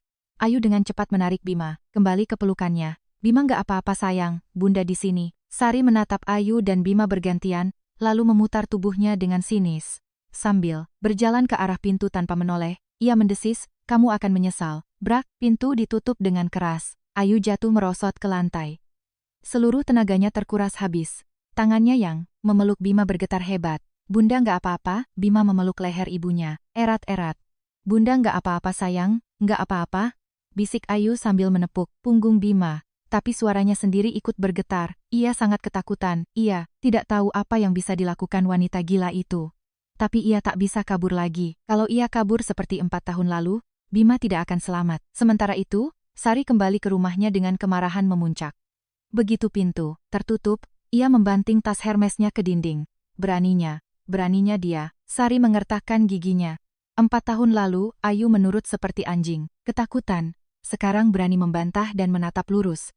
Apalagi sambil memeluk anak Raditya. Terbayang di otak Sari wajah Radit tadi sore. Tatapan Radit yang penuh kebencian dan jijik kepadanya. Adik yang seumur hidup tak pernah menatapnya seperti itu. Ini semua gara-gara perempuan itu. Kalau dia mati, Radit pasti akan kembali padaku. Kegilaan mewarnai sorot mata Sari. Sari mengeluarkan ponsel dan menekan sebuah nomor. Ini aku. Ada pekerjaan mendesak yang harus dibereskan. Suara asisten dari seberang menyahut. Cari orang yang bisa membereskan sampah dengan bersih. Ada keheningan di ujung telepon. Jangan banyak tanya. Potong Sari tajam. Lakukan saja. Aku akan bayar berapapun yang dia minta. Sari mematikan telepon dan menatap keluar. Jendela penthouse-nya ke arah langit malam Jakarta. Harus dibersihkan sampai tuntas. Gumaman mematikan keluar dari mulutnya. Kali ini, ia memastikan tak akan gagal. Beberapa hari telah berlalu. Setiap jam pulang kerja, Raditya selalu mondar-mandir di dekat departemen riset hanya untuk melihat sosok Ayu pulang. Ia tak berani mendekat. Ia tidak tahu harus bilang apa. Maafkan aku, tolong ampuni. 4 tahun aku membencimu, dan ternyata itu cuma salah paham. Radit sadar betapa dangkal dan ringannya kata-kata itu. Jadi ia hanya mengawasi dari jauh. Melihat Ayu membawa termos menuju penitipan anak, melihatnya naik bus sambil menggendong Bima, lalu menghilang ke dalam gang sempit. Melihat itu saja, hati Radit hancur berkeping-keping. 4 tahun kamu hidup begini, karena aku. Hari itu pun Radit membuntuti Ayu sepulang kerja. Waktu itu matahari mulai terbenam, senja kemerahan menghiasi langit sore.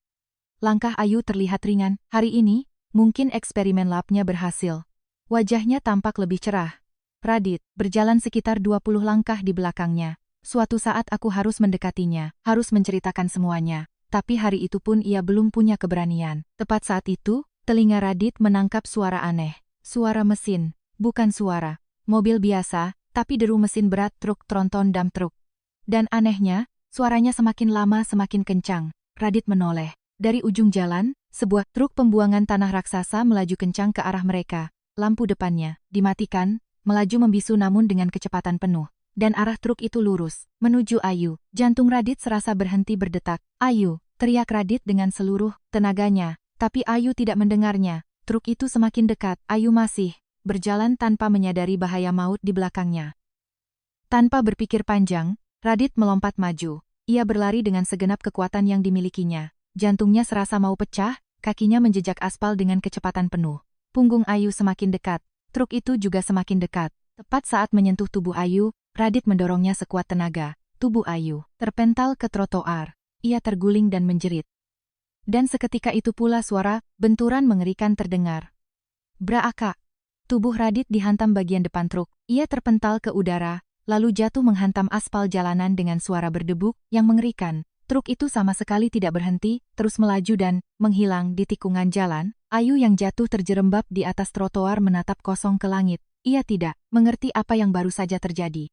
Tiba-tiba seseorang mendorongnya dengan keras, lalu terdengar benturan kencang, dan pandangan Ayu beralih ke samping. Beberapa meter darinya, seorang pria tergeletak tak berdaya. Mengenakan mantel hitam panjang, tangan dan kakinya terkulai lemas, dan genangan darah merah segar mulai menyebar di atas aspal kelabu. Mata Ayu membelalak. Pepak Presdir. Ayu bangkit dengan terhuyung-huyung. Lututnya yang lecet dan perih tidak dirasakannya.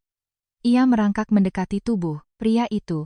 Pak Presdir, Bapak. Ayu menangkup wajah Radit dengan kedua tangannya. Mata Radit setengah tertutup. Darah mengalir deras dari dahinya, menodai tangan Ayu. Dan pada detik jari, Ayu bersentuhan dengan darah itu. Sebuah ledakan besar terjadi di dalam kepala Ayu. Rasa sakit kepala yang luar biasa hebat menghantamnya. Pandangannya memutih, dan ribuan keping gambar memori tumpah ruah secara bersamaan ke dalam otaknya. Hari pertama mereka bertemu, senyum Radit yang mengulurkan tangan. Halo, saya, Raditya Kusuma, rumah tempat mereka tinggal bersama. Meja makan tempat mereka, sarapan tiap pagi. Ayu, hari ini mau dimasakin apa? Taman tempat mereka, bergandengan tangan, duduk di bangku melihat senja. Aku mencintaimu, Ayu. Mari, hidup bersama selamanya. Lalu, malam ketika Radit melempar bukti transfer dan foto palsu ke wajahnya. Radit yang keluar rumah dengan amarah, dan tak lama, kedatangan Sari, tatapan, dingin Sari yang melempar surat cerai ke arahnya. Tanda tangan di sini. Ayu, yang menggelengkan kepala sambil menangis. Bukan saya Mbak.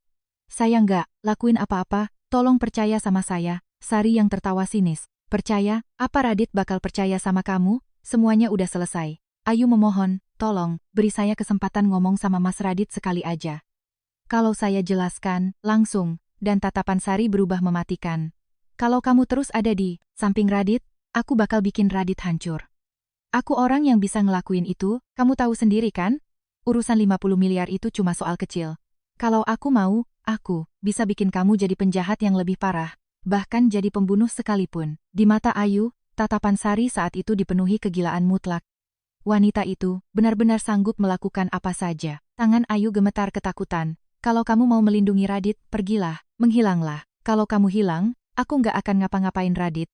Janji, Ayu yang menangis terseduh sambil menandatangani surat cerai itu. Ia percaya, satu-satunya cara melindungi pria yang dicintainya adalah dengan pergi, menghilang. Ia mengemasi barangnya dan keluar rumah. Lalu saat ia berjalan di jalanan malam, sorot lampu depan mobil membuntutinya dari belakang. Suara decit, ban, benturan keras, suara kaca pecah, dan rasa sakit sebelum kesadarannya memudar total. Semua memori itu, tanpa sisa, kembali padanya. Air mata tumpah dari kedua mata. Ayu, Mas Radit. Ayu menarik kepala Radit dan memeluknya erat di pangkuannya. Mas, bangun. Mas Radit, ini aku. Ayu. Tangisan histeris Ayu bergema di jalanan senja itu. Ia kini ingat semuanya. Siapa pria ini, betapa bahagianya mereka dulu, dan kenapa ia terpaksa pergi meninggalkannya. Maafin aku Mas, maafin aku, isak Ayu di dada Radit yang bersimbah darah. Gara-gara aku, kamu, jadi begini gara-gara aku. Sementara itu, di dalam sebuah sedan hitam yang terparkir tak jauh di ujung jalan, Sari sedang mengawasi kejadian tersebut dari balik kaca jendela yang digelapkan. Setelah truk berlalu, ia menyipitkan mata untuk memastikan korbannya. Mantel hitam, tubuh terkulai, darah di aspal, senyum puas mulai merekah di bibir Sari. Hingga ia melihat wajah korban yang dibalikkan oleh Ayu. Mata Sari terbelalak lebar. Itu bukan Ayu, itu Raditya. Tidak, erangan. Lolos dari bibir Sari. Tidak Aka, bukan. Sari menjerit histeris. Di dalam mobil, ia menjambak rambutnya sendiri dan menggeliat tak karuan. Radit, asisten pribadinya yang duduk di kursi kemudian menoleh dengan wajah sepucat kertas. Ibu, tenanglah, Bu.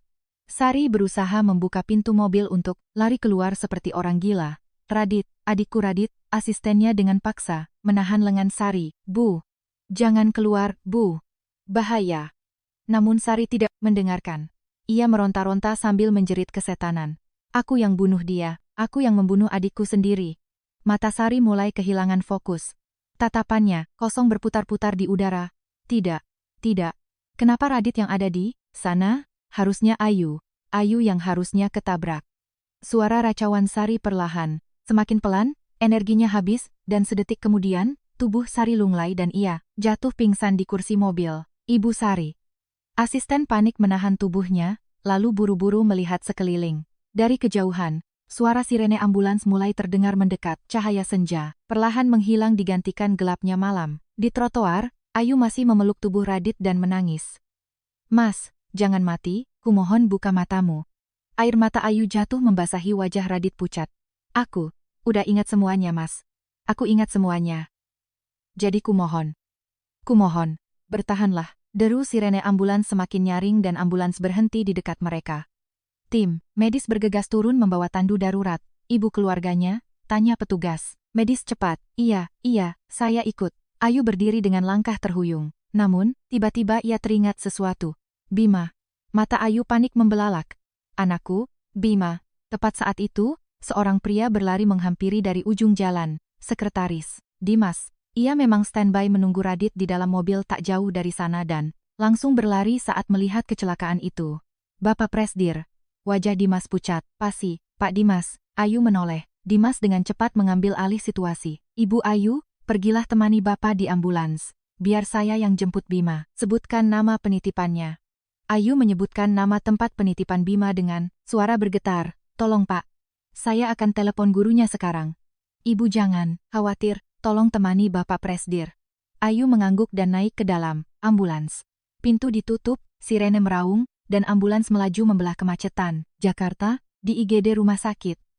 Radit langsung didorong masuk ke ruang operasi. Dokter bedah menjelaskan dengan tergesa-gesa kepada Ayu. Terjadi ruptur organ dalam dan pendarahan hebat. Kami harus segera melakukan operasi. Ayu merosot duduk di lantai lorong ruang operasi. Ia menangkupkan kedua tangannya, berdoa tanpa henti. Tuhan, kumohon, tolong selamatkan dia. Entah berapa lama waktu berlalu. Pintu ruang operasi tiba-tiba terbuka dan seorang perawat berlari keluar. Keluarga pasien. Ayu meloncat berdiri. Saya, suster. Golongan darah pasien adalah O, tapi stok darah O di bank darah rumah sakit kami sedang kosong. Hari ini baru saja terjadi kecelakaan beruntun parah. Di tol Cikampek, semua stok darah O sudah habis terpakai ke sana. Wajah Ayu seputih kertas. Ambil dari rumah sakit PMI lain, suster, sedang diusahakan, tapi butuh waktu karena macet. Pendarahan pasien terlalu parah, kalau tidak, segera ditransfusi, pasien bisa meninggal di meja operasi. Suara perawat itu terhenti. Meninggal, kata itu membekukan otak Ayu. Tidak, nggak boleh, kami baru saja bisa mengingat kembali semuanya. Kami baru saja mau bertemu lagi. Aku nggak bisa kehilangan dia sekarang. Ayu mencengkeram lengan perawat itu. Saya, suster, golongan darah saya O. Ibu yakin? Iya, saya O. Ambil darah saya, suster. Perawat itu ragu sejenak menatap Ayu yang kondisinya juga berantakan. Tunggu, hubungan ibu dengan pasien. Ayu Lestari, jawab Ayu sambil menangis terseduh. Saya istrinya. Saya istri Raditya Kusuma. Kumohon, selamatkan suamiku. Baik, mari ikut saya, cepat. Ayu mengikuti perawat masuk ke ruang tindakan. Begitu ia berbaring di ranjang, jarum tebal ditusukkan ke pembuluh darah di lengannya. Rasa sakit menusuk, tapi Ayu tidak peduli. Darah merah pekat mengalir melalui selang transparan menuju kantong darah. Begitu kantong pertama penuh, perawat langsung berlari membawanya ke dalam ruang operasi. Saya ambil terus ya Bu. Ibu masih kuat, tanya perawat lain. Ayu mengangguk lemah. Lanjutkan saja, tolong selamatkan suamiku. Jarum kedua ditusukkan ke lengan yang lain. Wajah Ayu semakin memucat dan pasi. Kepalanya pusing. Pandangannya mulai kabur. Tapi ia menolak untuk menutup matanya. Mas Radit, bertahanlah. Kumohon bertahanlah. Ayu berdoa sambil menatap langit-langit ruang tindakan yang putih. Di dalam ruang operasi, para dokter sedang menjahit organ tubuh Radit yang pecah. Pendarahan terus terjadi, tapi berkat kantong darah dari Ayu yang segera datang, tekanan darah Radit mulai stabil kembali. Tekanan darah naik. Lanjutkan, transfusi. Kita mulai penjahitan area ruptur, komando dokter bedah utama. Suasana tegang membanjiri ruang operasi. Di saat yang bersamaan, sebuah sedan hitam berhenti mendadak di pelataran UGD, rumah sakit. Mobil Sari. Asisten membawanya ke rumah sakit karena Sari pingsan. Namun saat baru saja tiba di pelataran UGD, Sari tersadar. Di mana ini? Di rumah sakit, Ibu. Anda tidak apa-apa? Pak Radit sedang dioperasi di dalam. Mata Sari langsung membelalak. Radit masih hidup? Iya Bu. Sari langsung menendang pintu mobil dan lari keluar dengan sempoyongan. Asistennya berlari menyusul, namun tak bisa mengejar kecepatan Sari yang didorong oleh adrenalin kegilaan. Sari menerobos masuk ke UGD. Pasien atas nama Raditya Kusuma. Di mana dia? Teriak Sari pada perawat jaga. Beliau sedang operasi. Ibu siapa? Aku kakaknya, kakak kandungnya. Sari berlari menuju lorong ruang operasi. Ia berhenti di depan pintu operasi yang lampunya menyala merah. Lututnya lemas, ia jatuh terduduk di lantai dingin. Raditku, sayang. Gumam Sari berulang-ulang. Saat itu, pintu ruang tindakan di sebelah ruang operasi terbuka. Perawat keluar, membawa kantong darah. Pandangan Sari tak sengaja mengarah ke dalam ruangan, tindakan yang pintunya masih sedikit terbuka. Di atas ranjang rawat, terbaring, seorang wanita, wajah pucat, jarum tertancap di kedua lengannya. Itu Ayu, mata Sari melebar maksimal. Kak, kenapa perempuan itu ada di sini? Kenapa dia masih hidup?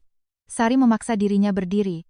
Ia terhuyung-huyung mendekati ruang. Tindakan. Ayu berbaring dengan mata tertutup, kelelahan akibat mendonorkan banyak darah. Wajah Sari berubah mengerikan. Amarah yang tak terkendali meledak ke ubun-ubun. Ayu. Sari mendobrak pintu ruang tindakan hingga berdebum keras. Ini semua gara-gara kamu. Ayu membuka matanya dan melihat Sari menerjang masuk layaknya setan. Kenapa? Kamu masih hidup? Kenapa kamu nggak mati?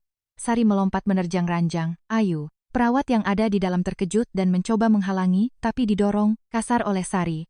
Kalau bukan karena kamu, kalau kamu nggak pernah muncul, ini semua nggak bakal terjadi. Sari berteriak histeris. Ayu memaksa dirinya duduk dan mundur ke sudut ranjang. Apa maksud Anda? Kamu harusnya mati. Mata Sari memancarkan kegilaan murni. Harusnya kamu yang ditabrak truk itu. Aku suruh orang nabrak kamu? Kenapa malah adikku Radit yang kena? Ruang tindakan itu mendadak sunyi senyap. Perawat mematung ketakutan. Orang-orang di lorong yang mendengar keributan menoleh ke arah ruangan itu. Sari, yang dibutakan oleh amarah, sama sekali tidak sadar apa yang baru saja ia teriakan. Ayu membelalakan matanya ngeri. Jangan-jangan kecelakaan 4 tahun lalu, juga ulah wanita ini? Anda yang melakukannya? Suara Ayu bergetar. Hebat. Kecelakaan 4 tahun lalu, dan truk hari ini. Semuanya ulah Anda? Sari terkesiap. Ia baru sadar kata-kata apa yang terucap dari mulutnya. Tapi semuanya sudah terlambat. Ibu Sari, sekretaris Dimas yang baru saja tiba di rumah sakit melangkah cepat, masuk ke ruang tindakan. Wajah Dimas mengeras pucat. Apa yang baru saja Ibu katakan? Wajah Sari kehilangan sisa-sisa darahnya. Ini semua gara-gara perempuan itu. Sari melangkah mundur, kakinya lemas hingga ia terhuyung. Radit, itu milikku. Adikku, nggak ada yang boleh ngambil dia. Nggak ada. Tapi kenapa? Aku yang. Tubuh Sari bergoyang, matanya berputar, dan ia kembali jatuh. Pingsan membentur lantai. Sari segera dipindahkan ke ruang rawat lain. Beberapa jam berlalu. Lampu merah di atas ruang operasi akhirnya padam. Pintu terbuka dan dokter bedah keluar. Ayu yang masih pusing langsung memaksakan diri. Berdiri, berjalan tertatih menghampiri sang dokter. Dokter, bagaimana keadaannya? Dokter membuka maskernya dan tersenyum tipis. Operasinya sukses. Air mata Ayu tumpah, seketika layaknya bendungan jebol. Semua organ yang ruptur sudah dijahit dan pendarahan telah dihentikan. Syukurlah suplai darah datang tepat waktu. Kalau terlambat sedikit saja, fatal akibatnya. Dia selamat, Dok? Ya, selamat. Beliau masih belum sadar, tapi tak lama lagi akan siuman. Ayu merosot ke lantai dan menangis sejadi-jadinya. Tangis lega dan bahagia. Terima kasih, dokter. Ya Allah, terima kasih. Tak lama, dari ujung lorong, terdengar suara langkah kaki kecil. Bunda, itu Bima. Ia berlari kecil dituntun oleh sekretaris Dimas. Bunda nggak apa-apa. Bima langsung menghambur memeluk ibunya. Ayu memeluk Bima erat-erat, seolah takut kehilangan. Nggak apa-apa, sayang, Bunda nggak apa-apa. Tangis Ayu semakin deras, tapi kini ia menangis, memeluk anaknya. Semuanya akan baik-baik saja sekarang. Sekretaris Dimas menunduk sopan di hadapan Ayu. Bu Ayu, saya sekretaris Dimas. Ayu mendongak dari pelukan Bima. Terima kasih sudah membawa Bima ke sini, Pak. Dimas, bukan masalah, Bu. Begitu Bapak Presdir siuman nanti, akan banyak hal yang berubah. Ayu mengangguk pelan memahami maksud Dimas. Di dalam, Radit sedang dipindahkan ke ruang pemulihan. Meski belum sadar, jantungnya berdetak, stabil. Darah Ayu kini mengalir di dalam tubuh Radit. Setelah 4 tahun, terpisah secara tragis, keduanya kembali disatukan. Di saat yang sama, di lobi lantai 1 rumah sakit, terdengar suara langkah berat dari sekelompok orang. Kepolisian. 2 penyidik berbaju preman berjalan di depan. Diikuti 4 polisi berseragam. Mereka langsung menuju lift dan naik ke lantai tempat kamar rawat Sari berada. Di kamar rawatnya, Sari perlahan membuka matanya. Plafon putih, bau obat, infus, menancap di tangannya, dan asisten pribadinya duduk di sofa menunggui. Ibu, sudah sadar? Tanya si asisten was-was. Sari tak menjawab, ia hanya menatap langit-langit. Lalu tiba-tiba, ingatannya kembali. Ia tersentak duduk. Radit gimana? Bapak Presdir sudah selesai operasi, Bu. Operasinya sukses, sekarang ada di ruang pemulihan. Mata Sari berbinar. Dia selamat? Raditku selamat? Iya, Bu. Sari langsung menyingkap selimut dan berniat turun dari ranjang. Ibu mau kemana? Ibu masih harus istirahat. Asisten mencoba menahannya, tapi Sari tak peduli.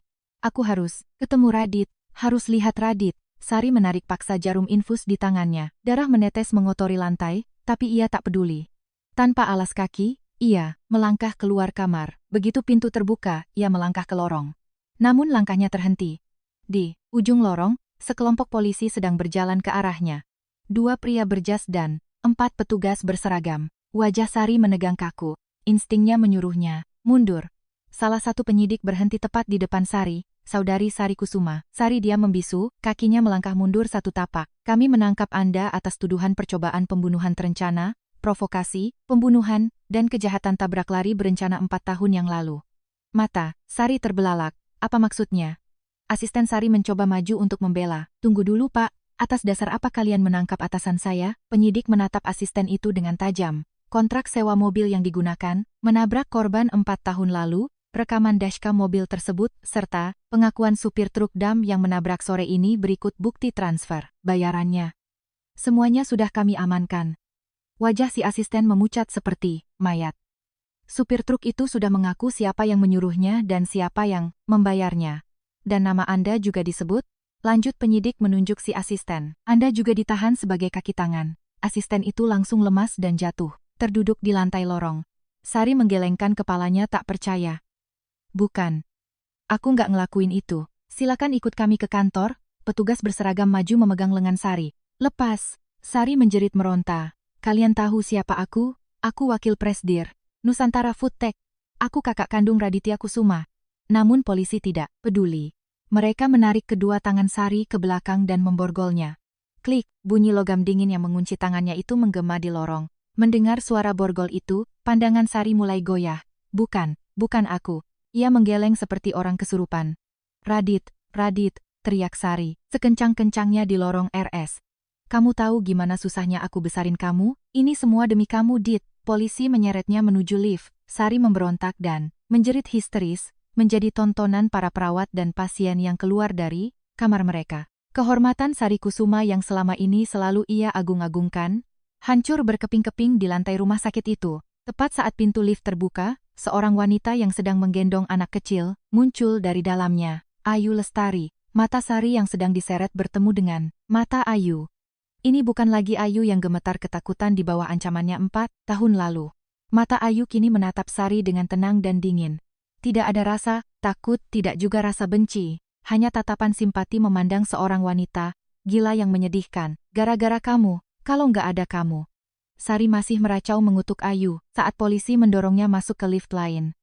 Pintu lift tertutup. Jeritan Sari perlahan menghilang di telan ruang hampa. Ayu masih berdiri di tempatnya menatap pintu lift itu. Berakhir sudah.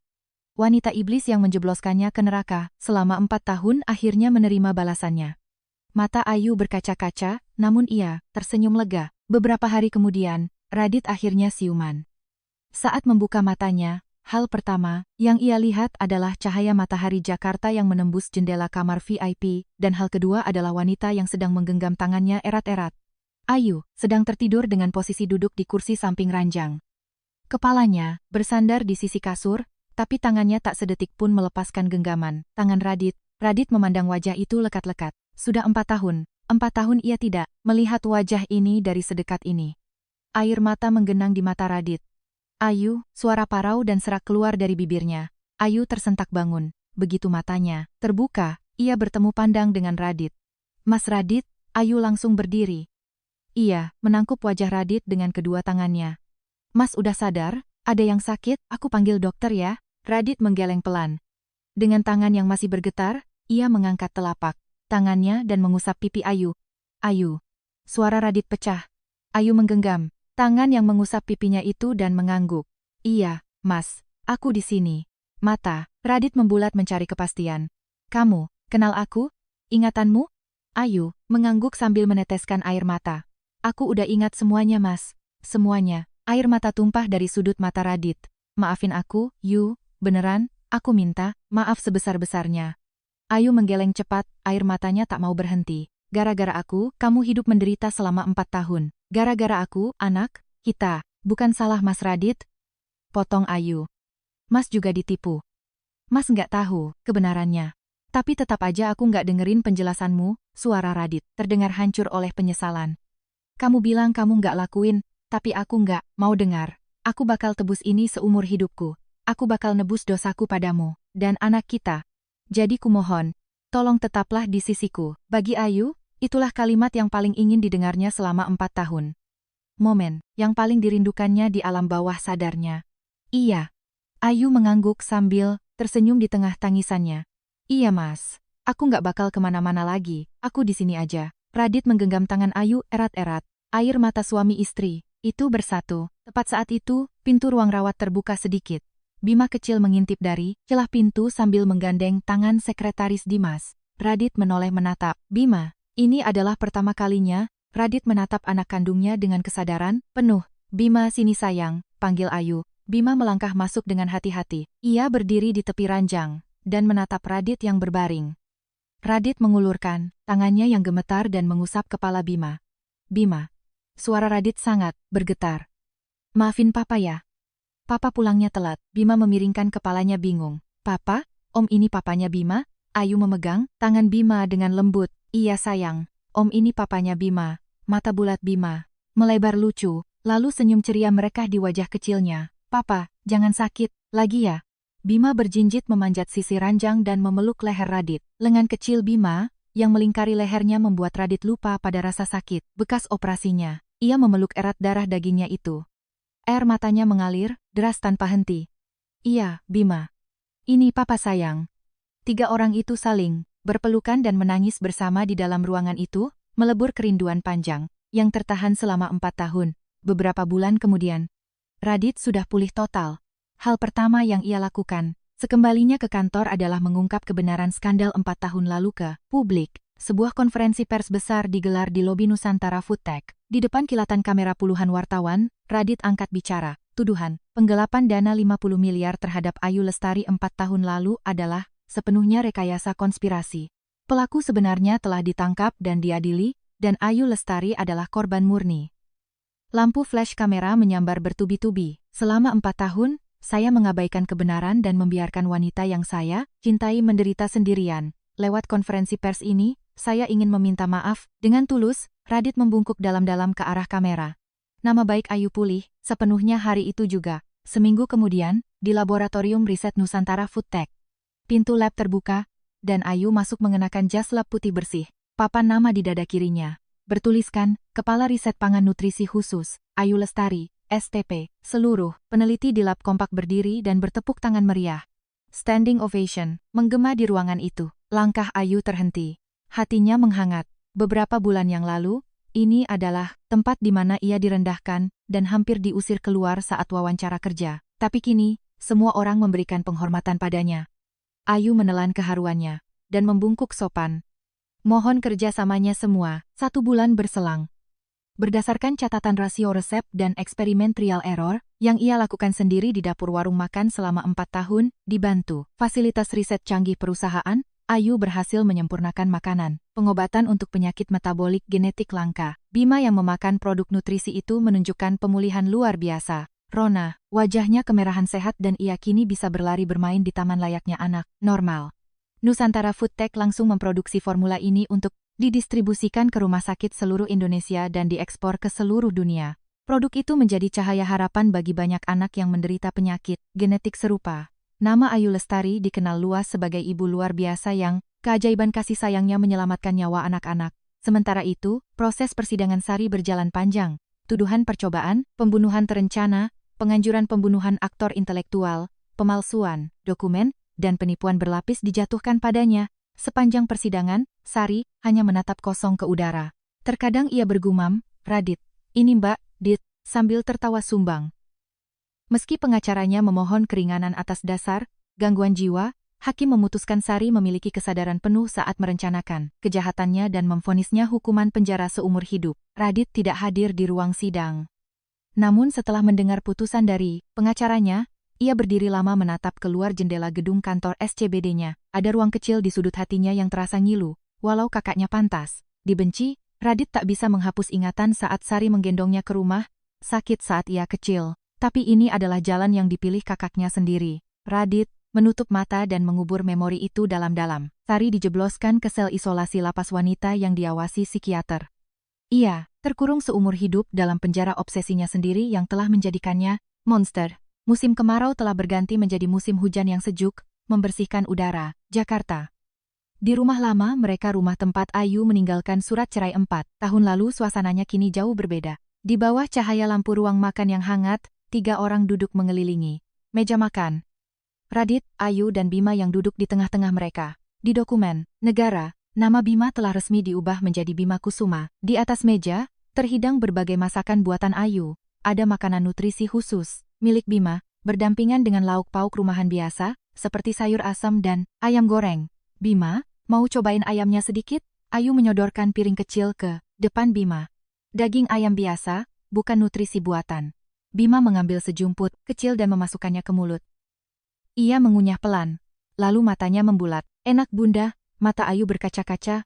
Anaknya yang selama 4 tahun hanya bisa minum cairan formula nutrisi hambar, perlahan sudah bisa makan makanan normal. Radit yang melihat itu, menggenggam tangan Ayu dengan lembut. Ini semua berkat kamu sayang. Ayu menggeleng pelan. Bukan. Ini berkat kita semua. Kita yang ngelewatin ini bareng-bareng. Bima yang sedang makan mendadak mendongak menatap ayah dan ibunya. Papa, bunda, kita bakal terus makan bareng tiap hari kan? Radit tertawa renyah, mengusap puncak kepala Bima dengan penuh kasih. Pastilah, tiap hari kita makan bareng. Sarapan, makan siang, makan malam. Semuanya bareng-bareng. Janji, deh. Bima mengacungkan jari kelingking mungilnya. Janji kelingking? Radit dan Ayu serempak menautkan jari kelingking mereka ke jari kecil Bima.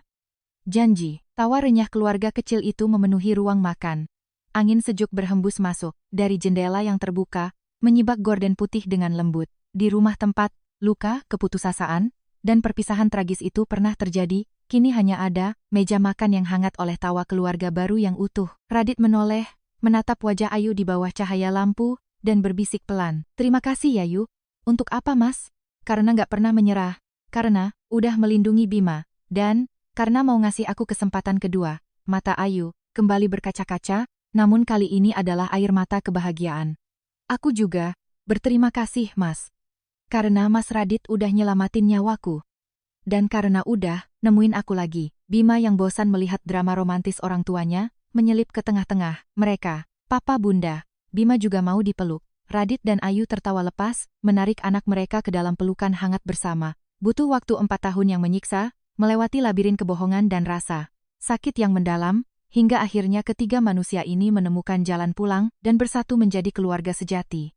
Malam itu, di meja makan yang hangat, tidak ada lagi bayang-bayang masa lalu. Yang ada hanyalah lembaran baru hidup mereka, yang bahagia.